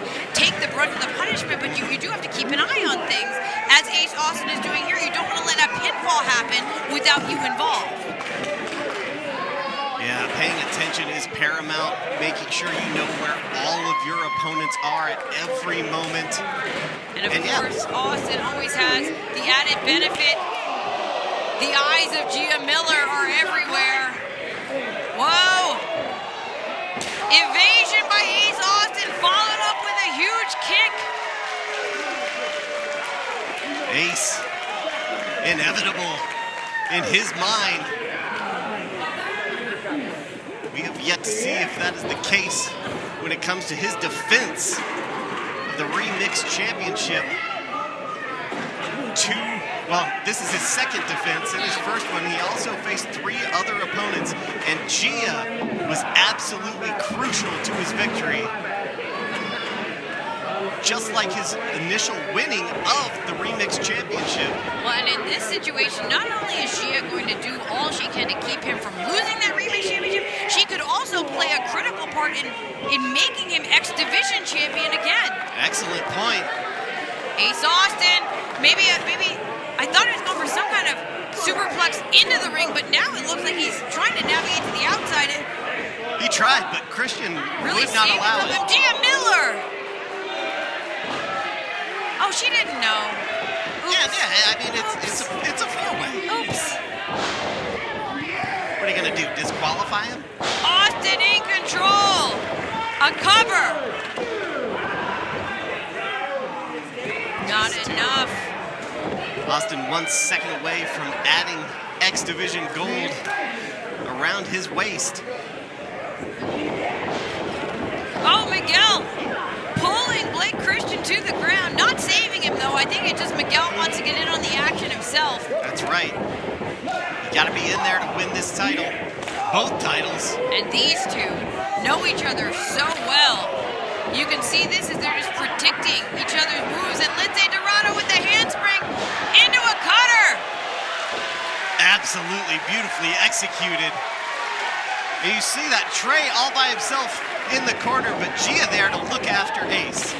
And now it's Blake Christian in the ring. Dorado going corner to corner to corner, delivering those knife-edge chops. Whoa, you don't want to do that. Randy Toll. Hey, he's gonna hit it. Well, I guess not. Wow! Trio of super kicks to Lince.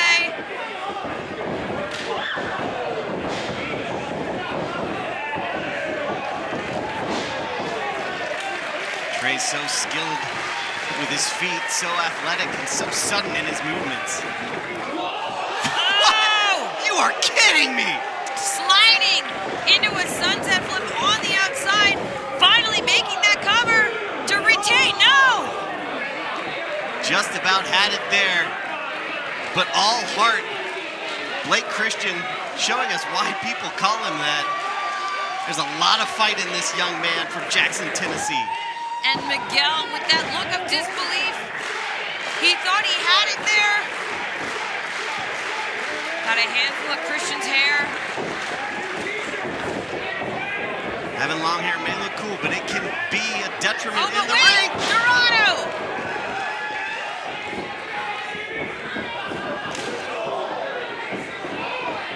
Action so fast here. Dorado in complete control. Trey, could he be new champion? Oh!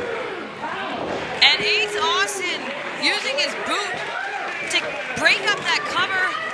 Gia Miller relieved on the outside and Austin taking it to Dorado.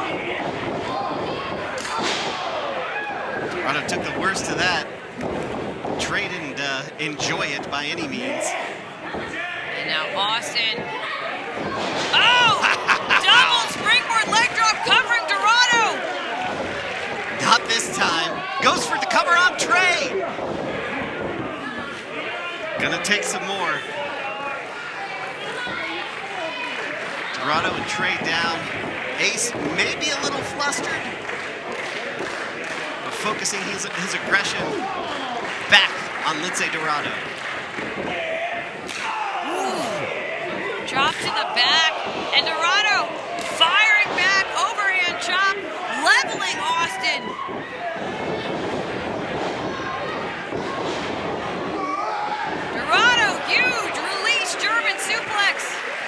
impressive strength. Lince setting up Ace Austin. Low moonsault, Dorado. Now another off the second. That's two. Going for the trifecta. Gia Miller doesn't like it at all. No. Gia does not want to look at that. Is he gonna moonsault on? No! I thought he might be trying to take out Gia Miller. Instead, he chose to go after two of his opponents on the outside. Ace Austin and Blake Christian taken out. Dorado tossing Austin back inside. Not a moonsault, but a full moon. Ah! Copper! And Trey Miguel, who I think had been a little bit forgotten in the corner of the ring. That's what makes these four-way matches such a challenge. Able to make the save, and he maybe missed what happened there with Lince and the pants incident. It will forever be known as the pants incident. Jump right to the chest from Trey. Dorado throwing up an elbow, but Miguel. Oh, Miguel hung up. What do we have here? Lince Dorado taking the whole pile down, and you can see Trey Miguel maybe got the worst of that, but it's really difficult to tell. Trey spiked right on the top of his head, but no one quick to get up after that one.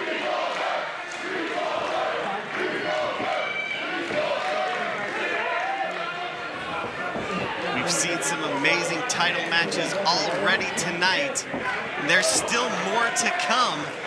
Remember, Rich Swann will face JT Dunn for the Revolver World Championship later tonight. This match is almost resetting. Yeah, now all four on their feet, shot for shot.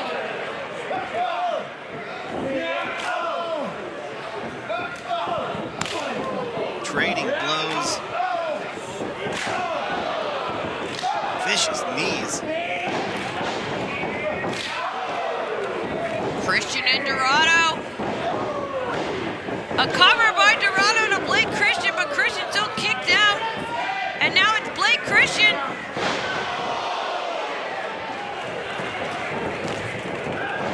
Christian, Fosbury flop, catches it. Inverted DDT, absolutely incredible. Blake Christian just won the support of every single fan here at Clive, Iowa. And now it's Dorado, though, in the ring with Christian. This is dangerous. Lince Dorado up top. All the way! Blake Christian launched across the ring. Oh, but rolls out. And now Dorado has all of his opponents on the outside. But wait, Trey Miguel. Hand springing into that kick. Dorado on the outside. Miguel got caught. Again, Gia proving just how much she can help inevitable Ace Austin. Series of kicks take Ace down. Gia Miller back up top.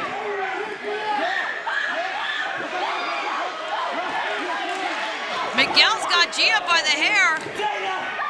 Oh! And she was just sent through the door. By Ace Austin himself. Meteora.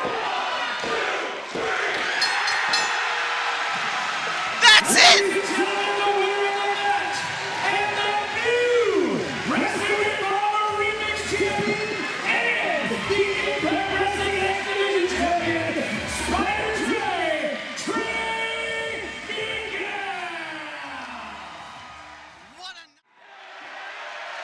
Tough brawl. I can't hear you. Are you having a good time? guys want more? I think my ear is starting to go out.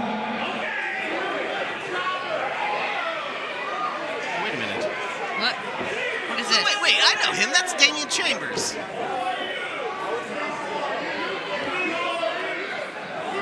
What's he all about? Oh, God, come on! Hey. Nobody puts their hands on Sean T. Damian Chambers. Well, here I am. I'm the guy that all of you corn-fed cucks want to see with your significant other.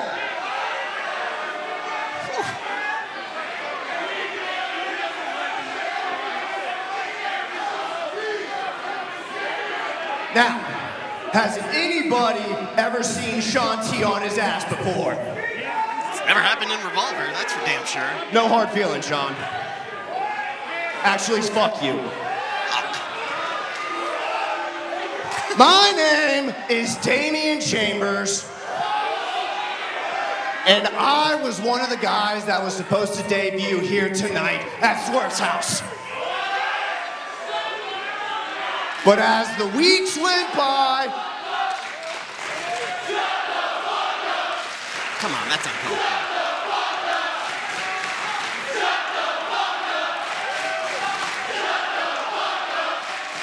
He comes in here, knocks Sean T on his ass. I kind of want to hear what he has to say. Well, no one else seems to want to. They would like him to. as the weeks Be went quiet. by I'm and the not going to quote tweets them. came out of match announcements, guess whose name wasn't tweeted about? Damian Chambers. I get here this morning to the building, and guess whose name isn't on the paper?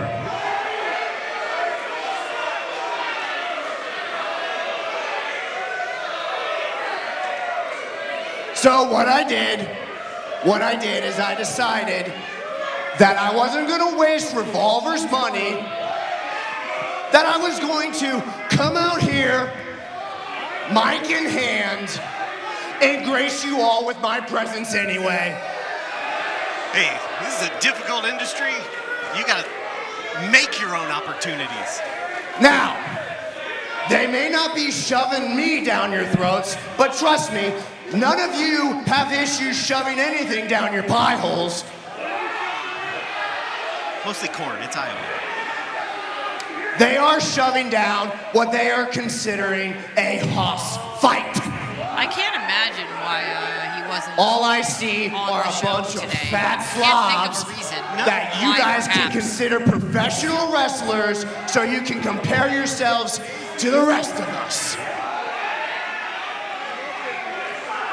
But you see, these fat slobs don't have what I have. And the reason that all of you want to be here is to actually see me anyway.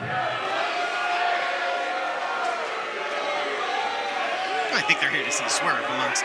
You can't compare to me. I mean, a good thing is concession You either sales wanna are way up. be right me? now, I'm Oh, sure. totally. Or you want to be with me.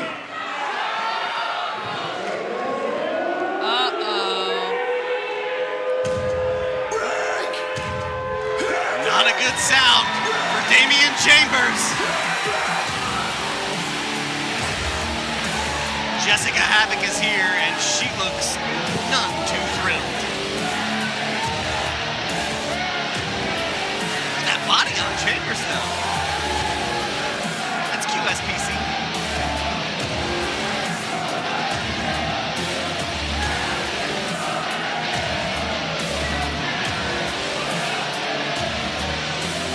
And the fans here in Clive with a warning to Chambers, which he did not abide. Down goes Chambers.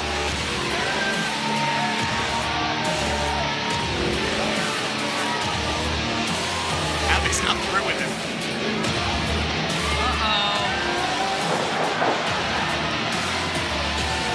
Pile driver. Dumping Eliminating Chamber right on his See, head. the only negative to this I can see is we may be subjected to the exact same verbiage from Damian Chambers next time because he's not going to remember that he did this. Now that I'm done taking out the trash, Revolver, what do you say we get down to it? Hoss fight scramble match right now!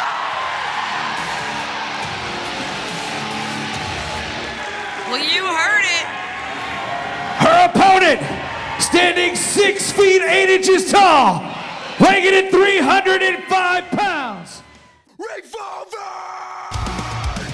Ladies and gentlemen, welcome to the show where the titans clash and the passions flow. And the rain and fire, the tensions. Revolver wrestling jump to death, close your eyes. Revolver wrestling, we're taking it to the top. Breaking the ring, we won't ever stop. Feel the power, hear the roar of the crowd. Revolver wrestling will make you shout it out loud.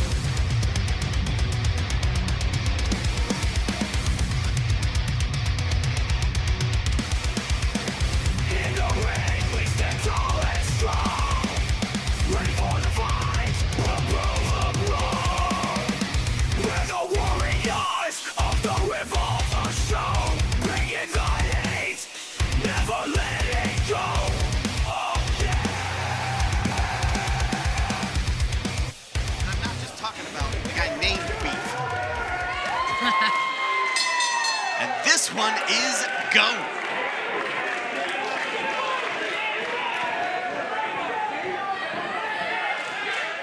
Expect a lot of power moves. Expect a lot of heavy hitting. Expect utter chaos from this Haas fight. I don't know how this is going to start. Oh, but Chris Jackson, who, as you said, has a lot of experience winning matches exactly like this. That has to send you into things with a lot of confidence. But then you look across the ring and you see all of these monsters.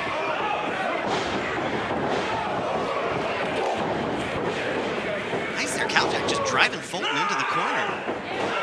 Whoa. Beef throwing his weight around.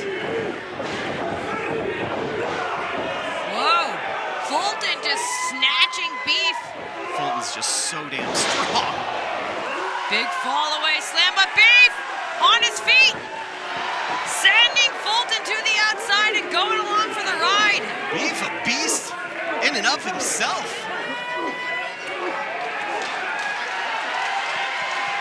And Jessica Havoc. Jessica Havoc. Flying. Oh! Havoc taking out. 3 hosses at once, which is like 6 or 7 regular-sized folks. Hey, if Havoc can survive the wasteland, she is truly a killer. She can survive anything. And we have heavyweight hustle in the ring. Whoa! Oh! Flipping onto everyone. Wrestling has just evolved so much over the years. No one would have ever thought 20 years ago of competitors of this size doing such incredible maneuvers. High flying Beef Chris Jackson! Taking everyone out. So many competitors from so many backgrounds. Jackson comes from football and powerlifting, but his true love is pro wrestling, just like all of us. Calvin Tankman. Speed and evasion, the name of the game. Jackson takes down Tankman, but it's Beef back in the ring. Jackson, though, taking it to Beef as well.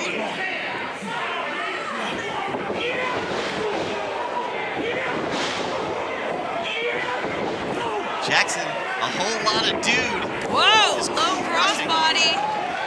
Crushing his opponents. Cal Jack with a huge gut wrench slam, and now isolating Madman Fulton, slamming him down as well. I mean, that was wild. Have you ever seen a 6'8"? Tossing Beef like a little beefy baby. Insane No power. way. Calvin What? Tankman with the gut wrench suplex.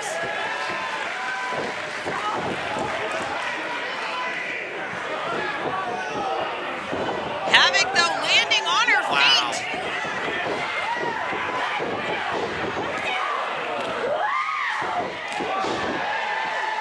Impressive strikes there from Havoc. Drop Caljack to his knees. And down he goes. Caljack on his back. Havoc and Fulton. Whoa, Havoc with the head scissors sends Fulton off his feet. And Havoc, always so impressive. It's rare I see her give up a strength advantage in the match, but I think in this situation, she's gonna have to rely on her relative speed, and now it's Beef. Just swinging wildly. Beef has Havoc in the corner. Oh! Saito suplex, and Havoc is in trouble. She's stumbling to the ropes. But that's exactly where Beef wanted her. Car crash, cross body. Beef is amazing. You can hear the crowd chanting for him already. No way. Oh! Flattening Havoc with a slam. Tankman, though. Tankman, as you said, a later addition to the match, which to me I think means he has so much more riding on this. He got the opportunity at the last moment, and now he's going to make the most of it. Wow! Whoa, that's making the most of it. Pop-up back fist. Ow! Tankman, very impressive. What a strike to the back of the head, cover! Fulton there to break it up. Madman Fulton is hammering on the back of Tankman. Whoa, Tankman fighting out of it. Fulton throwing up the boot. Impressive agility from massive Madman Fulton. Back elbow. Fulton has Tankman. Very nicely done by the main event monster.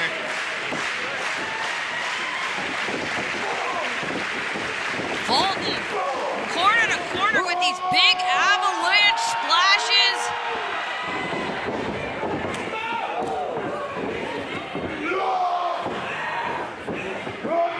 Oh, Fulton got a hold of Beef, a hold of Jackson. Oh! Blood for the blood god, skulls for the skull throne. Madman Fulton is incredible. But he's in trouble if he doesn't notice that Jessica Havoc is right behind him. Havoc laying in that one. The strength of Jessica Havoc. No way. No. Oh! Right on his head. Tombstone to Fulton and a cover. 2. Oh! Everyone else in the match jumping in to break that up because it would have been over. This is a sudden death hoss fight, this Scramble match. And now after that burst of adrenaline to break up that pinfall, it seems like everyone in the match is just sort of collecting themselves, trying to decide how to proceed here. Jackson up on the apron. Tankman looks like he's pretty much up on his feet too, but Cal Jack and Tankman. Again, it's all about making the most of every little opportunity you create for yourself. Who's going to be the one to take advantage as Tankman and Caljack exchange blows in the center of the ring, turning their attention to Jackson and Beef. Jackson up top of Beef, looking to join him. Caljack's up there as well. A pile of humanity is growing. Jessica Havoc has other ideas. But Fulton! Havoc just crushing Fulton with every other Haas in this battle.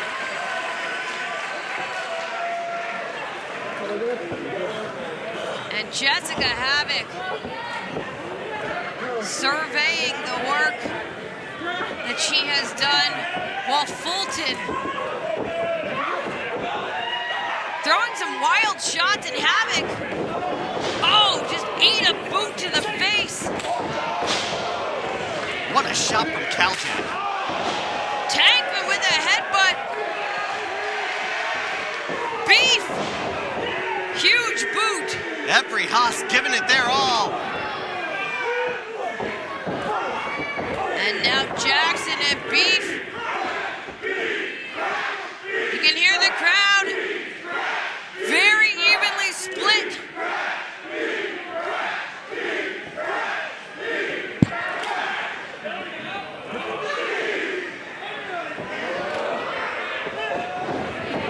Oh. Beef couldn't hit that one. Oh! A half and half suplex, folding Beef in half. Oh! Beef again just launched and crashed Jackson. Can he close the deal here? This would be a 2-win streak for Jackson if he could pull it off. A cover. He got it! Ladies and gentlemen, your winner, Revolver! Ladies and gentlemen, welcome to the show where the titans clash and the passions flow. And the rain and fire, the tensions high. Revolver wrestling, jump to death, close your eyes. Yeah. Revolver wrestling, and taking it to the top. Breaking boundaries, we won't ever stop. Feel the power, hear the roar of the crowd.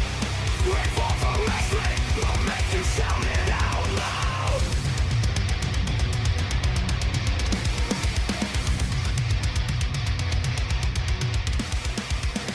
In the ring, we stand tall and strong. The electricity with the knife. But you probably wouldn't want to.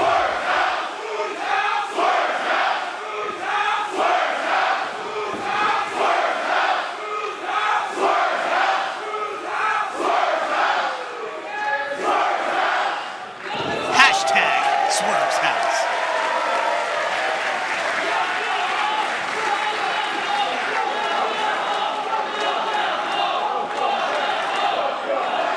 Swerve's such a big part of Revolver history. Been here since almost the very beginning. You can see the emotion on his face, which is kind of rare for Swerve. He's usually a pretty cool character, but The coolest fucker I've ever seen in my life. and the crowd already chanting, "This is awesome." These two have yet to make any physical contact. The bell just ringing now.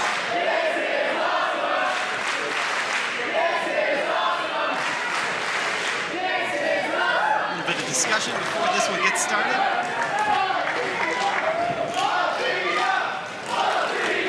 Even though this is Swerve's house, Athena definitely has her supporters in Wrestling Revolver. No question about that.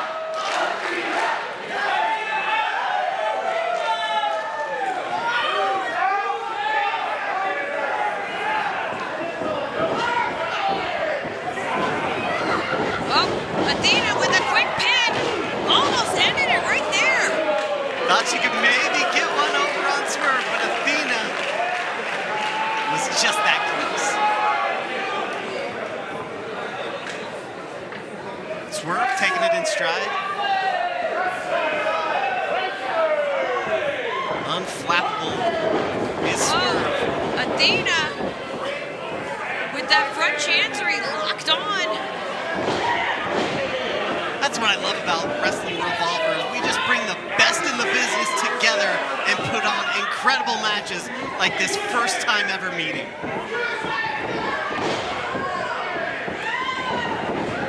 And Athena always so quick.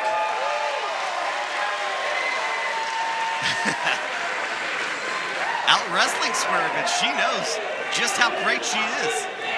Fuck you, man! Fuck you, man! Fuck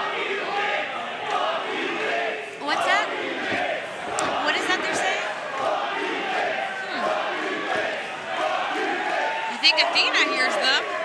She enjoys it. And now Swerve going for that Swerve stomp. Athena too fast, though. Smart. This is smart. I like this strategy. Jump out, recollect yourself, give it a moment, get back in there when you're good and ready.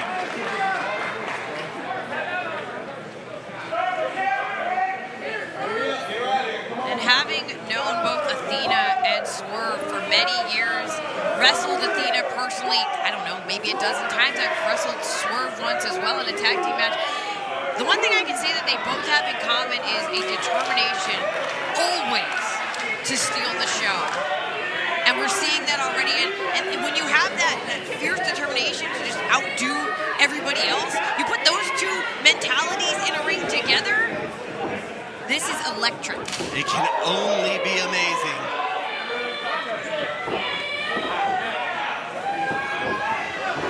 Athena with the headlock, but Swerve pushing her off, and Athena.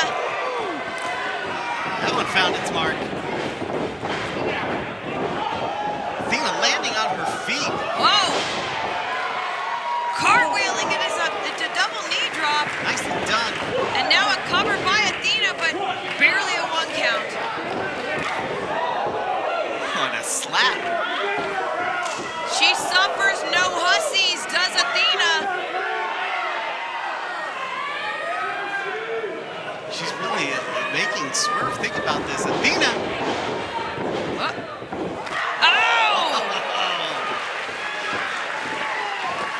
Toying with Swerve at the moment. And now up on the second rope. Whoa! Swerve, though, not leaving his feet and staying down and firing back with a lariat. Swerve turned Athena inside out right there. Not going for the cover, though. No, I think he's just kind of trying to figure out what is going on in this match so far.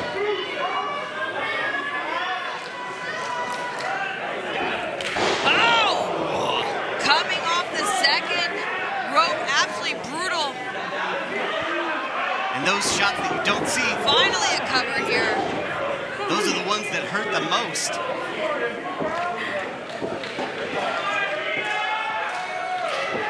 Athena feeling the effects there. And Swerve staying on her now.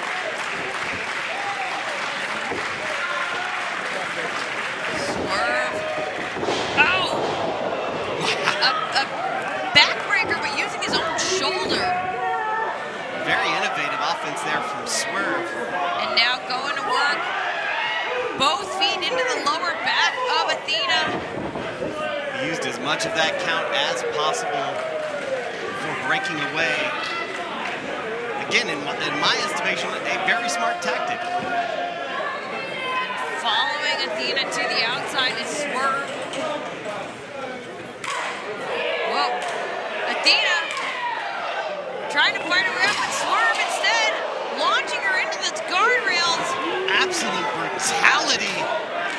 And you can see we have some mats out here, but they don't cover the entire ringside area. And so Athena just ricocheted onto the concrete floor.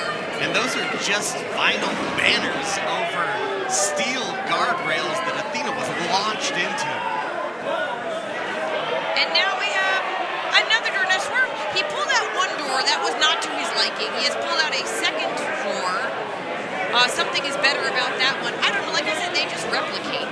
You always go for door number 2. Door number 1 usually has this on. Sent back into the guardrails is Athena. Every time she starts to get a little bit of steam behind that fight, Swerve has found an unused guardrail, an extra guardrail. He has very evil intentions in mind. Building something here. Swerve going to collect Athena. Athena firing off an uppercut, but Swerve cutting her right back down, sending her into the ring. Nick Chin back in there to oversee. A cover by Swerve, but Athena bridging under her head to break it.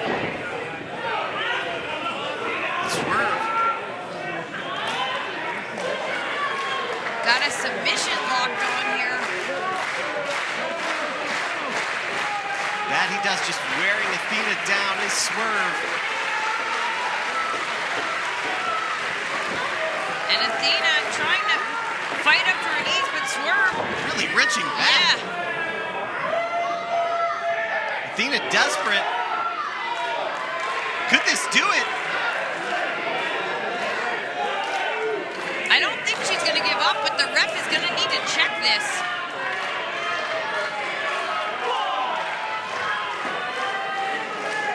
That's two. No. Oh. No.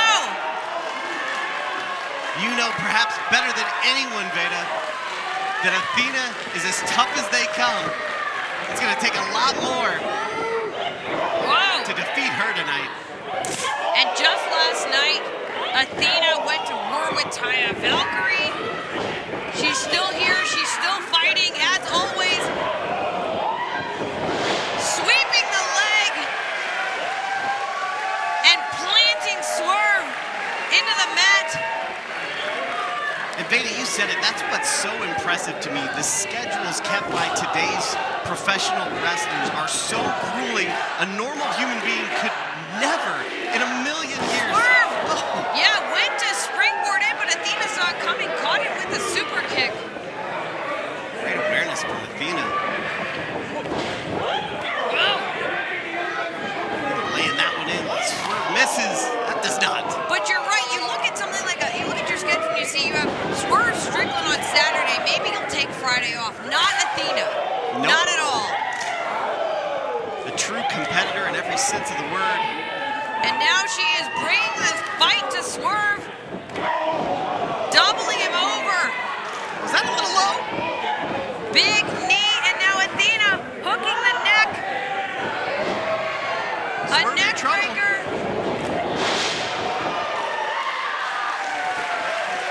Swerve needs the ropes to get back to his feet.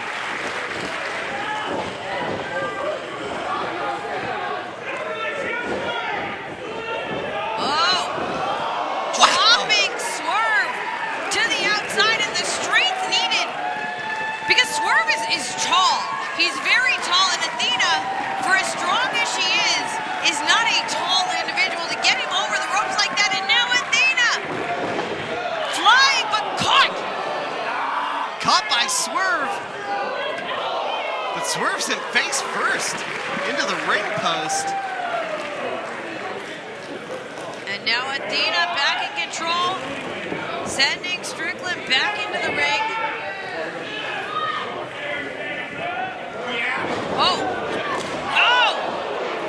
Oh, and her feet are caught. Yeah, she's Athena's stuck. feet are caught.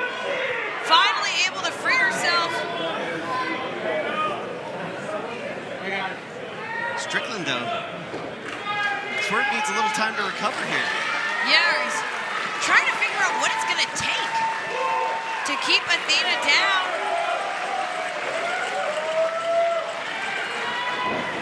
Well, this... Whoa. Oh. Springing to the outside.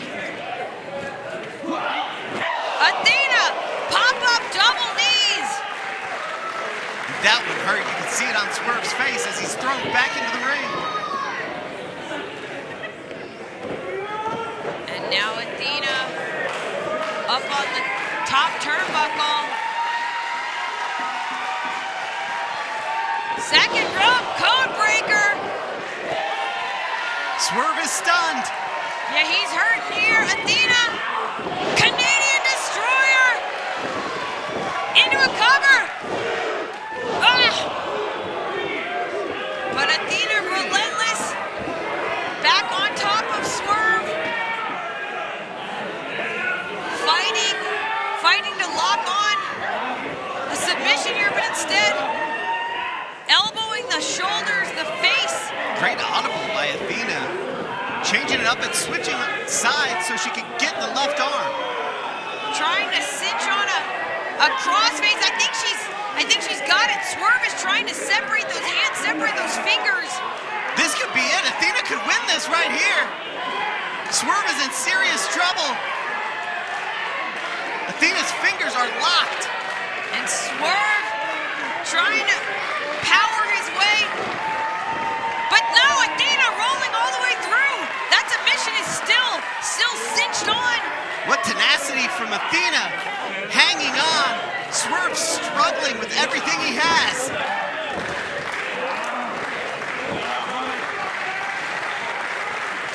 Swerve to his feet, but Athena trying to trap the arm, transition into another submission here.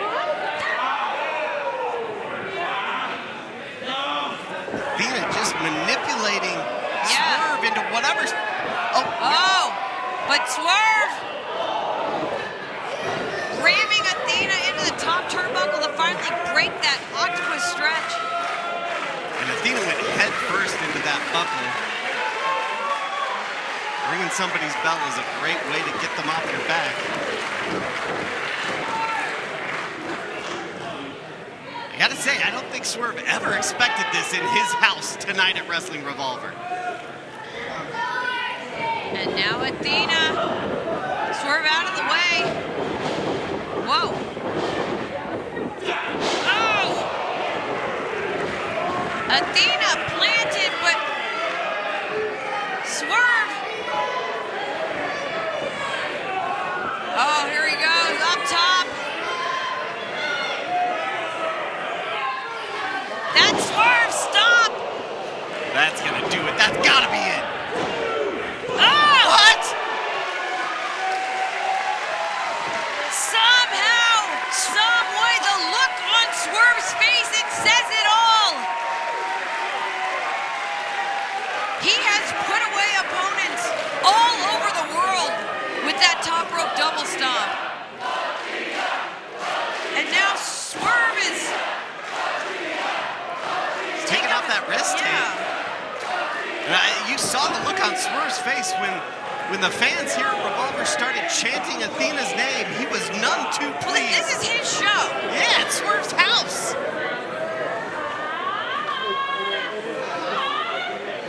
He's got Athena's fingers trapped under the toes of his boots.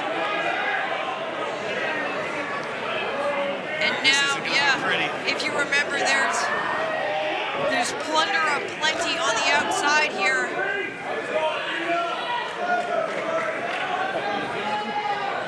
Swerve gets her up on the shoulders. Oh. Athena's grabbing the rope. Yeah, she's trying to stop from going over here.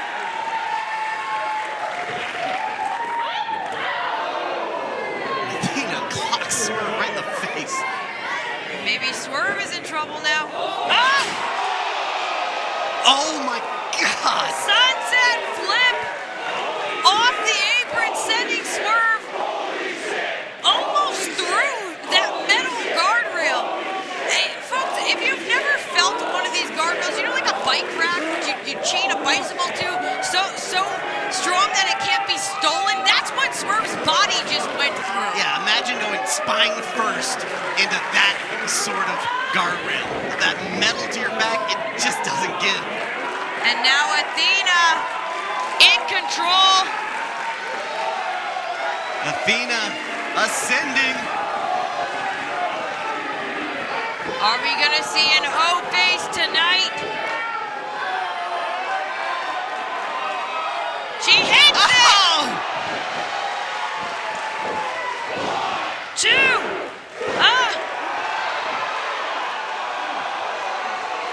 Swerve got that foot on the rope. Last second. So very close.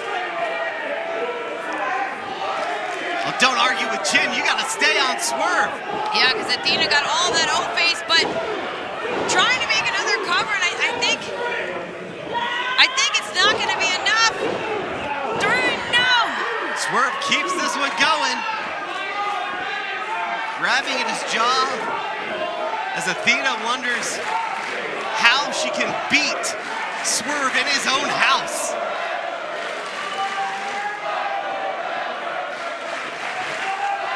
I think we've already heard a Fight Forever chant tonight. The Wrestling Revolver fans eating this up in Clive, Iowa, as Athena positions a door on the bottom ropes.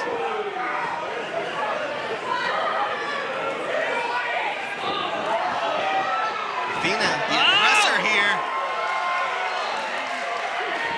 Swinging wildly, throwing in those knees. But Swerve takes over. No, he doesn't. Oh! Athena had that pin stacked, and that let Swerve kick out right into an armbar. Oh, and the kicks! Athena! She almost turned that into a victory. Massive kick from Swerve. Athena's in trouble now. Oh, he's positioning her on that door. Athena, unfortunately helpless now.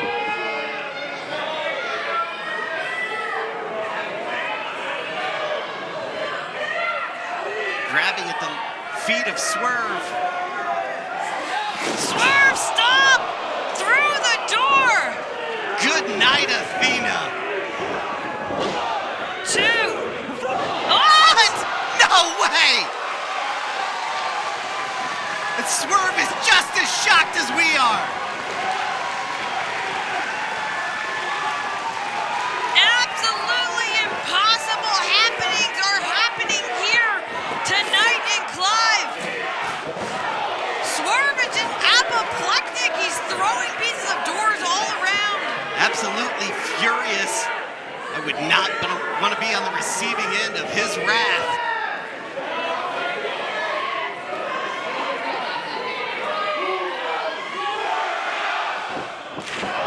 One more time, says Swerve. Oh! And only a 1 count! Athena refusing to stay down.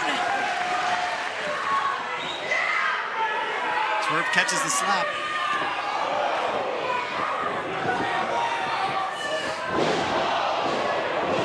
Is this it? That is. Our next matchup is our main event of the evening. It is for the Wrestling Revolver World Title.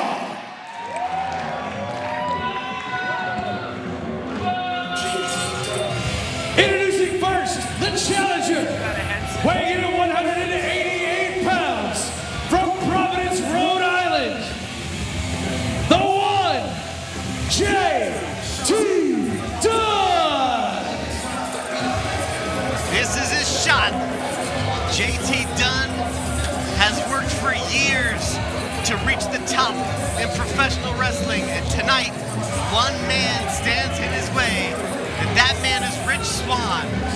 But JT Dunn has had so many amazing matches here at Wrestling Revolver, and with Phil Stamper in his corner, and we must remember Infrared are still lurking around somewhere.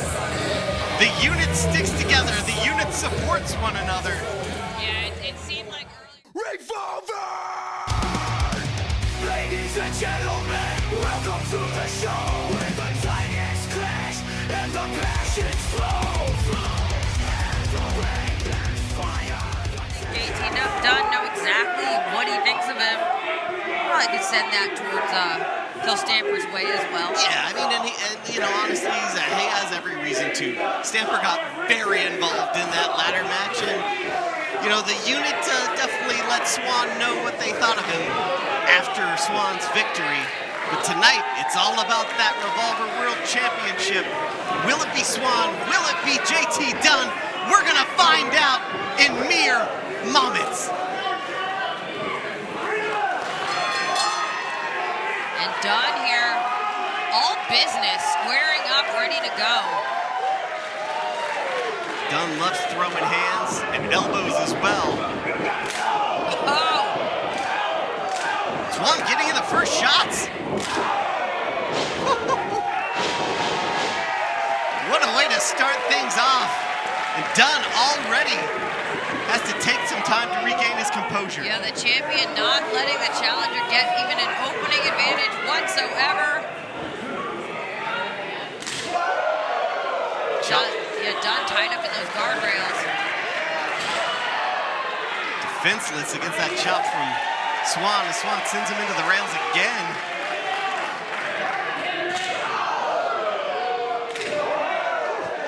But JT Dunn can strike with the best of them. Do not forget that. Whoa.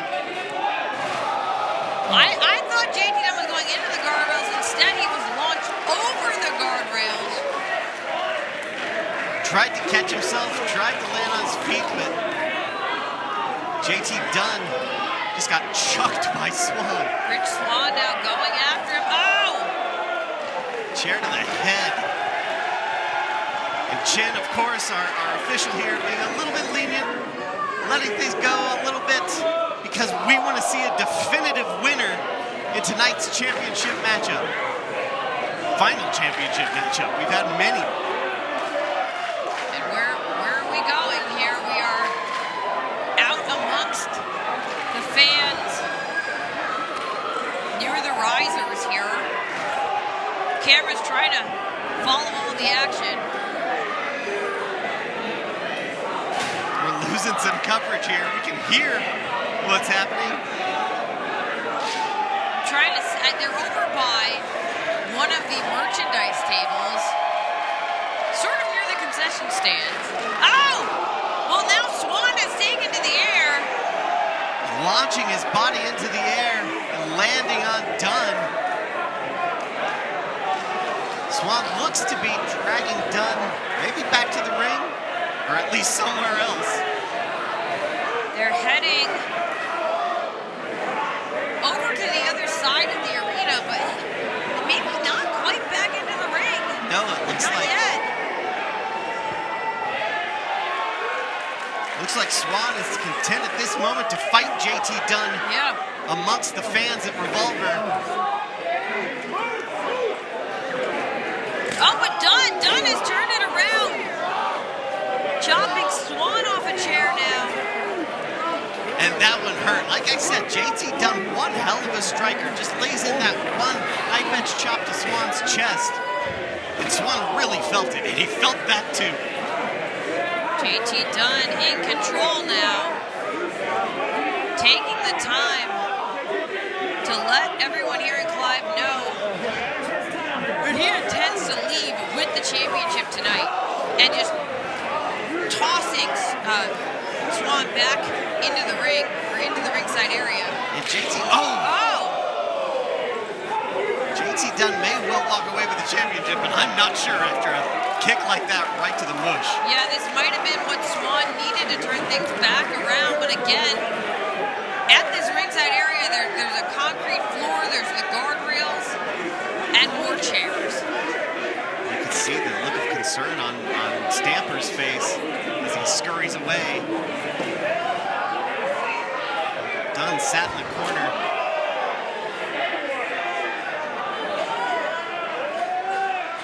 Swann taking off.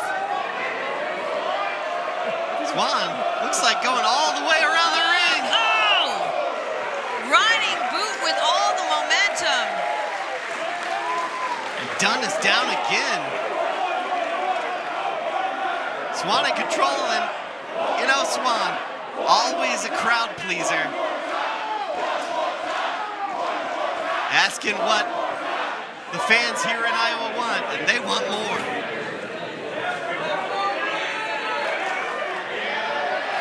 And now Swann moved that chair to the opposite corner. But Dunn's back to his feet, trying to get back on the ring. Swann will not let Dunn do so. And that chair just disintegrated underneath JT Dunn. Oh, Stamper has his fist raised. Phil, I know you're smarter than that. We talked a little bit. You got some good ideas, but getting into a conflict with Swann is not one of them. Oh! Oh!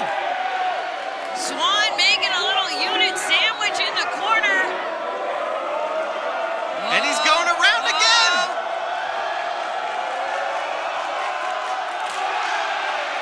And what a boot. Yeah, running the boot through both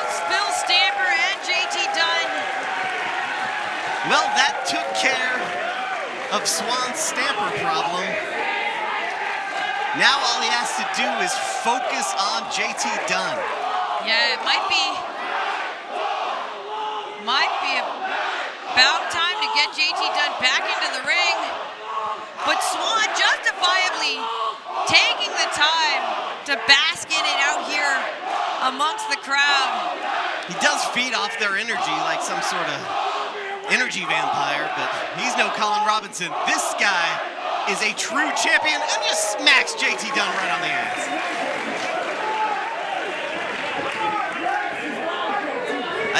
Sometimes I don't understand how Swann maintains a positive attitude, whether he's handing out a beating or like that on the opposite end of one. And a knee through the temple of Rich Swann. Maybe JT Dunn has things moving in his favor again.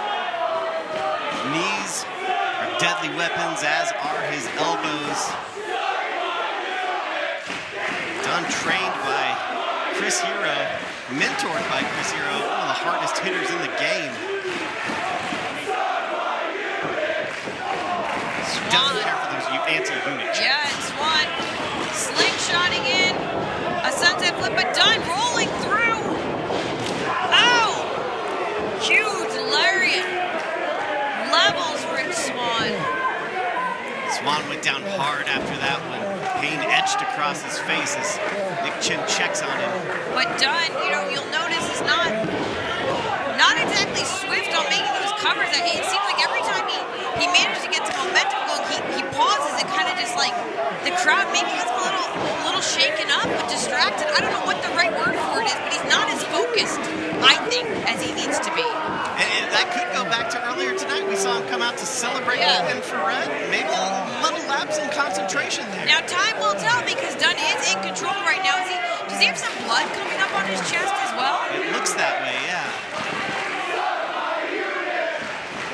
Well, how disrespectful toward the unit. These fans are not going to take the pledge.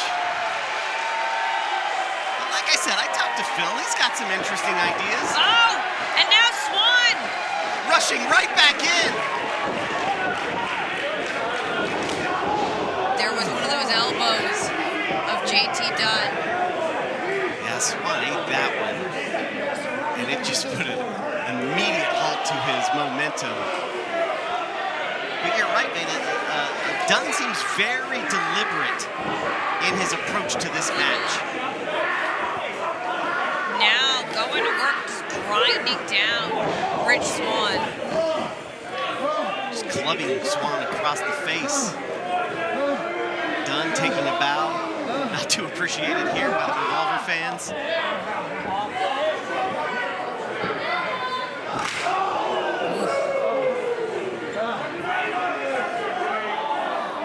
Well, it looks like Phil's back to his feet.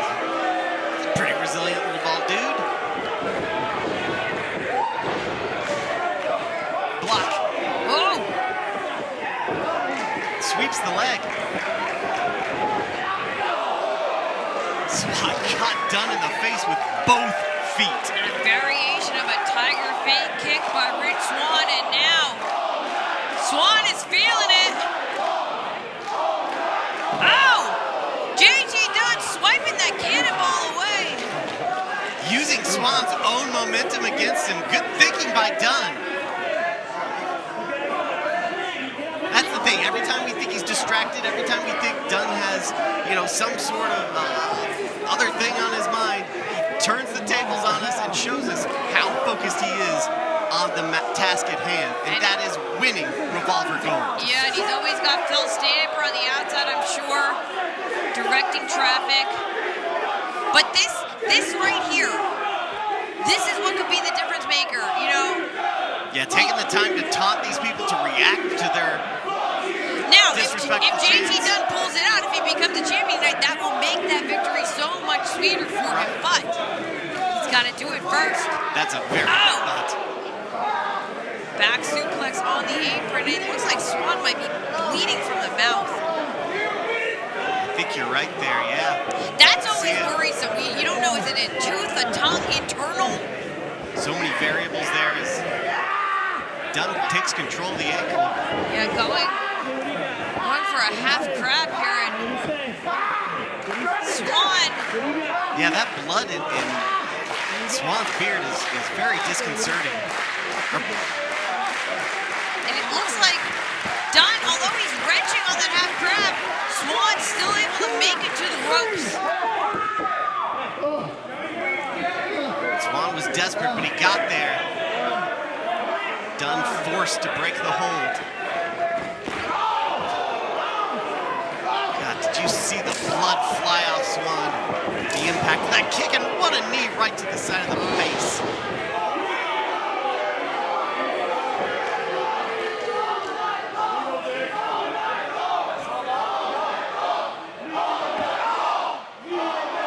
Fans trying to rally Rich Swann.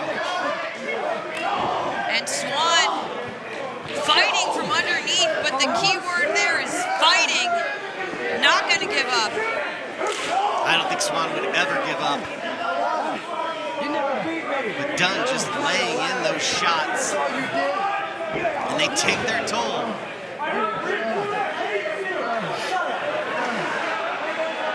And now JT Dunn just standing over the champion. And again, back to taunting everyone.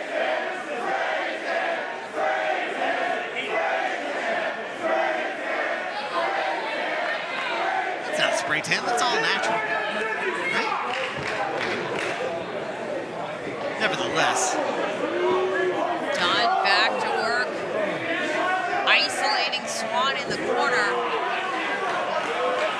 But again, it seems like there's no urgency here. He's giving Swann a lot of time. Yeah, to seal the deal. And there's gold on the line. But again, it speaks to the confidence of JT Dunn. Most people wouldn't allow an athlete the caliber of Rich Swann to have any recovery time. Oh! And that's exactly why. Oh, another huge boot by Swann. JT Dunn is reeling.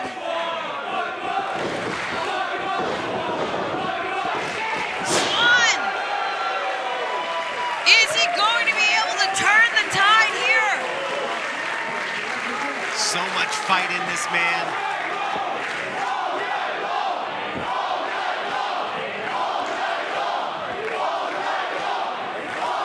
You can hear the crowd chanting all night long, but when it comes to Rich Swann and remaining champion, he's gonna need to end this soon because he took an awful lot of punishment in the earlier stages of this match. That he did, and now looks like he's trying to soften up JT Dunn with some quick jabs to the face. And look at this. Dunn absolutely rocked. Whoa. Dunn with a wild swing, and it got turned into a neck breaker. Swann lining up Dunn.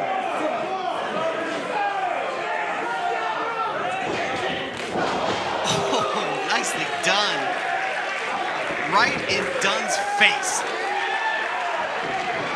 Whoa! Frog splash connected. Just two.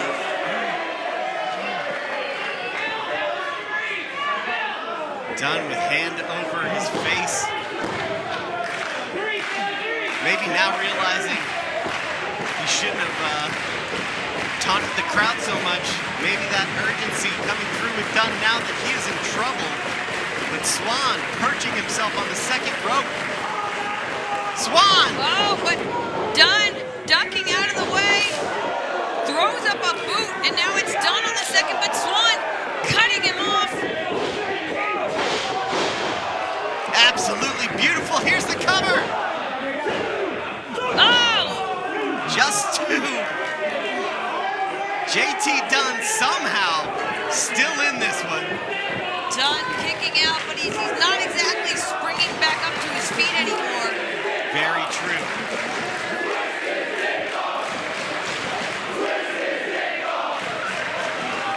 The crowd here is offering some strategic advice, and it is honestly the discretion of Rich Swann whether he follows it or not. But we here at Wrestling of Revolver offer no further opinion. Is that legal? It can't be legal. Not in this state, at least.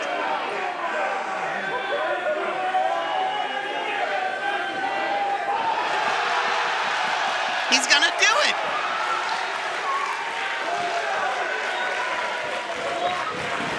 Swann went low and Dunn is suffering.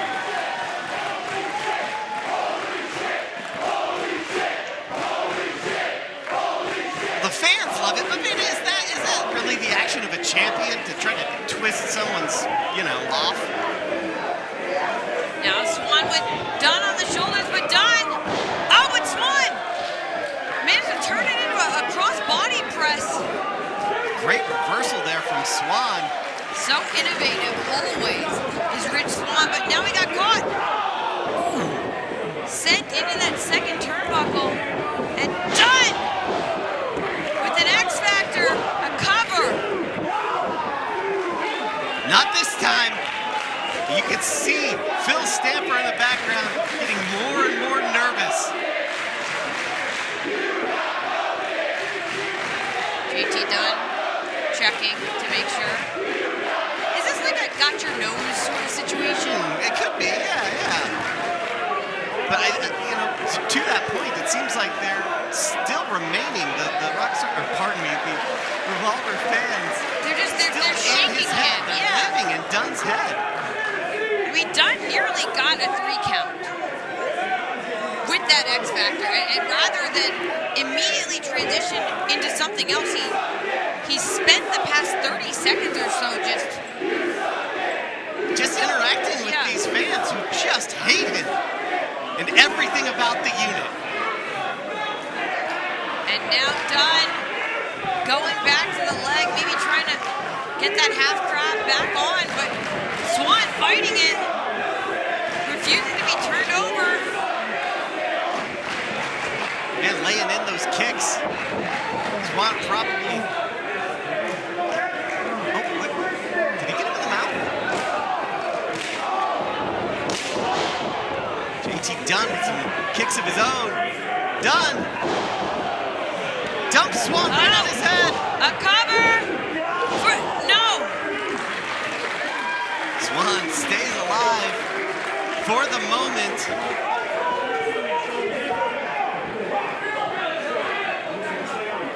First defense of the Revolver World Championship.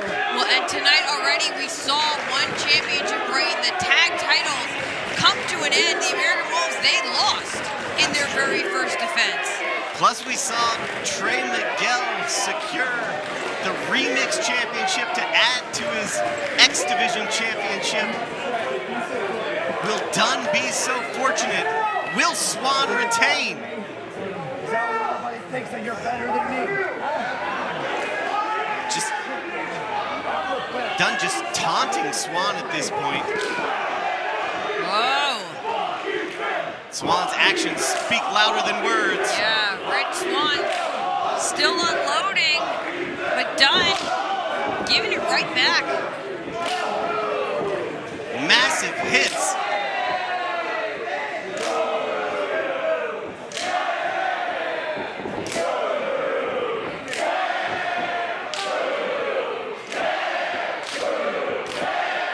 Who will break first?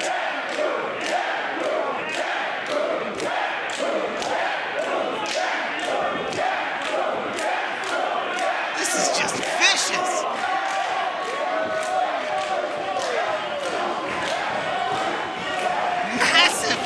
Massive blows for both competitors. Yeah, these strikes are landing everywhere. And now I think it's Swann, but no! Just like that, JT Dunn in control, but Swann swinging through with a back kick, and both champion and challenger, they are down. Official checking on both competitors here. You can see Phil there with some words of encouragement for JT Dunn. The unit were already successful tonight in one match when Infrared defeated Dan the Dad and Manscout. Can the unit get another win? And if so, what will that mean for Wrestling Revolver with Dunn as champion, with Phil, I don't know, in charge? Phil maybe could be in charge sometime soon. I know, Sammy's in control, but he's always running around doing a million things. Maybe Phil could use more power, wield it effectively. Oh! Dunn pushed Chin right into that.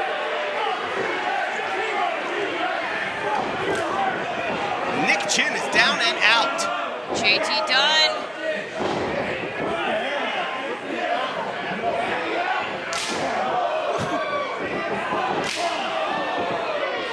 All these kicks from Swann going right towards Dunn's head. Dunn is down, but there's no ref. Swann still going to work. 450 off the second. 1, 2, 3. There is no referee here. Here we go. Oh! And that was a 3 count after that 450. Official just couldn't get there in time after Chin went down.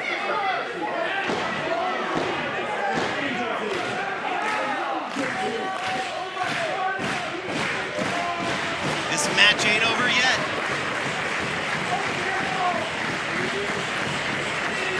Dunn struggles to get to his feet, needs the ropes for assistance. Swann goes for another cutter, but no.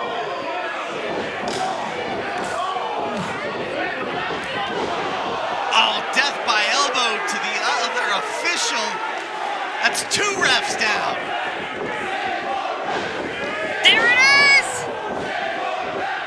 This could do it. This could be the end, but we need an official out here. 1, 2, 3, 4, 5.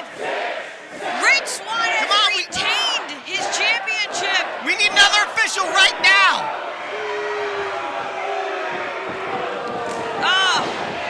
Oh, and of course, Infrared making an appearance. And now they're going to work on the champion. And without an official here to stop them, Swann is powerless. I mean, just outnumbered. Place for your head for Swann. Oh, like this? Is this how it's gonna end? Here comes our head official told. Oh! Oh! Swann kicks out. Swann gets the shoulder up.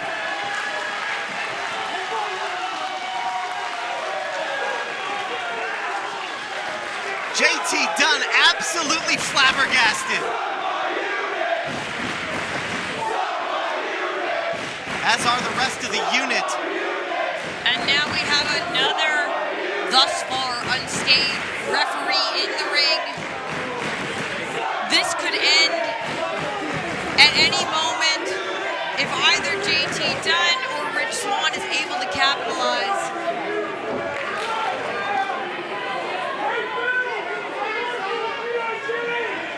It's done.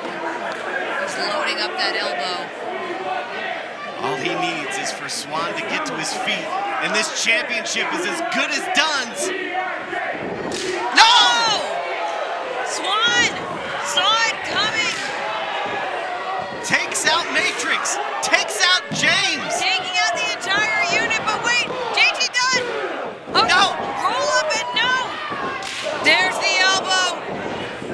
But Swann! Swann is incredible. What is this man made of? Whoa! JT Dunn! Oh! Here's the ref. This could do it.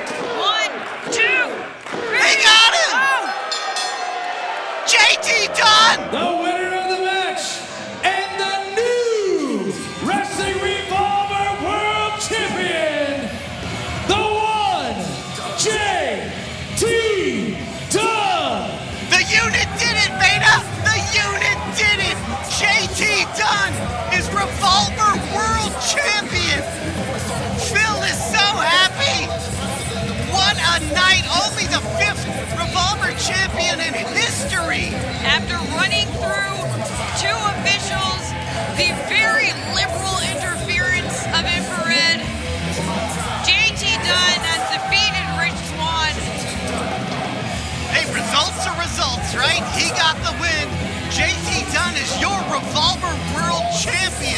by hook or by crook, he did it.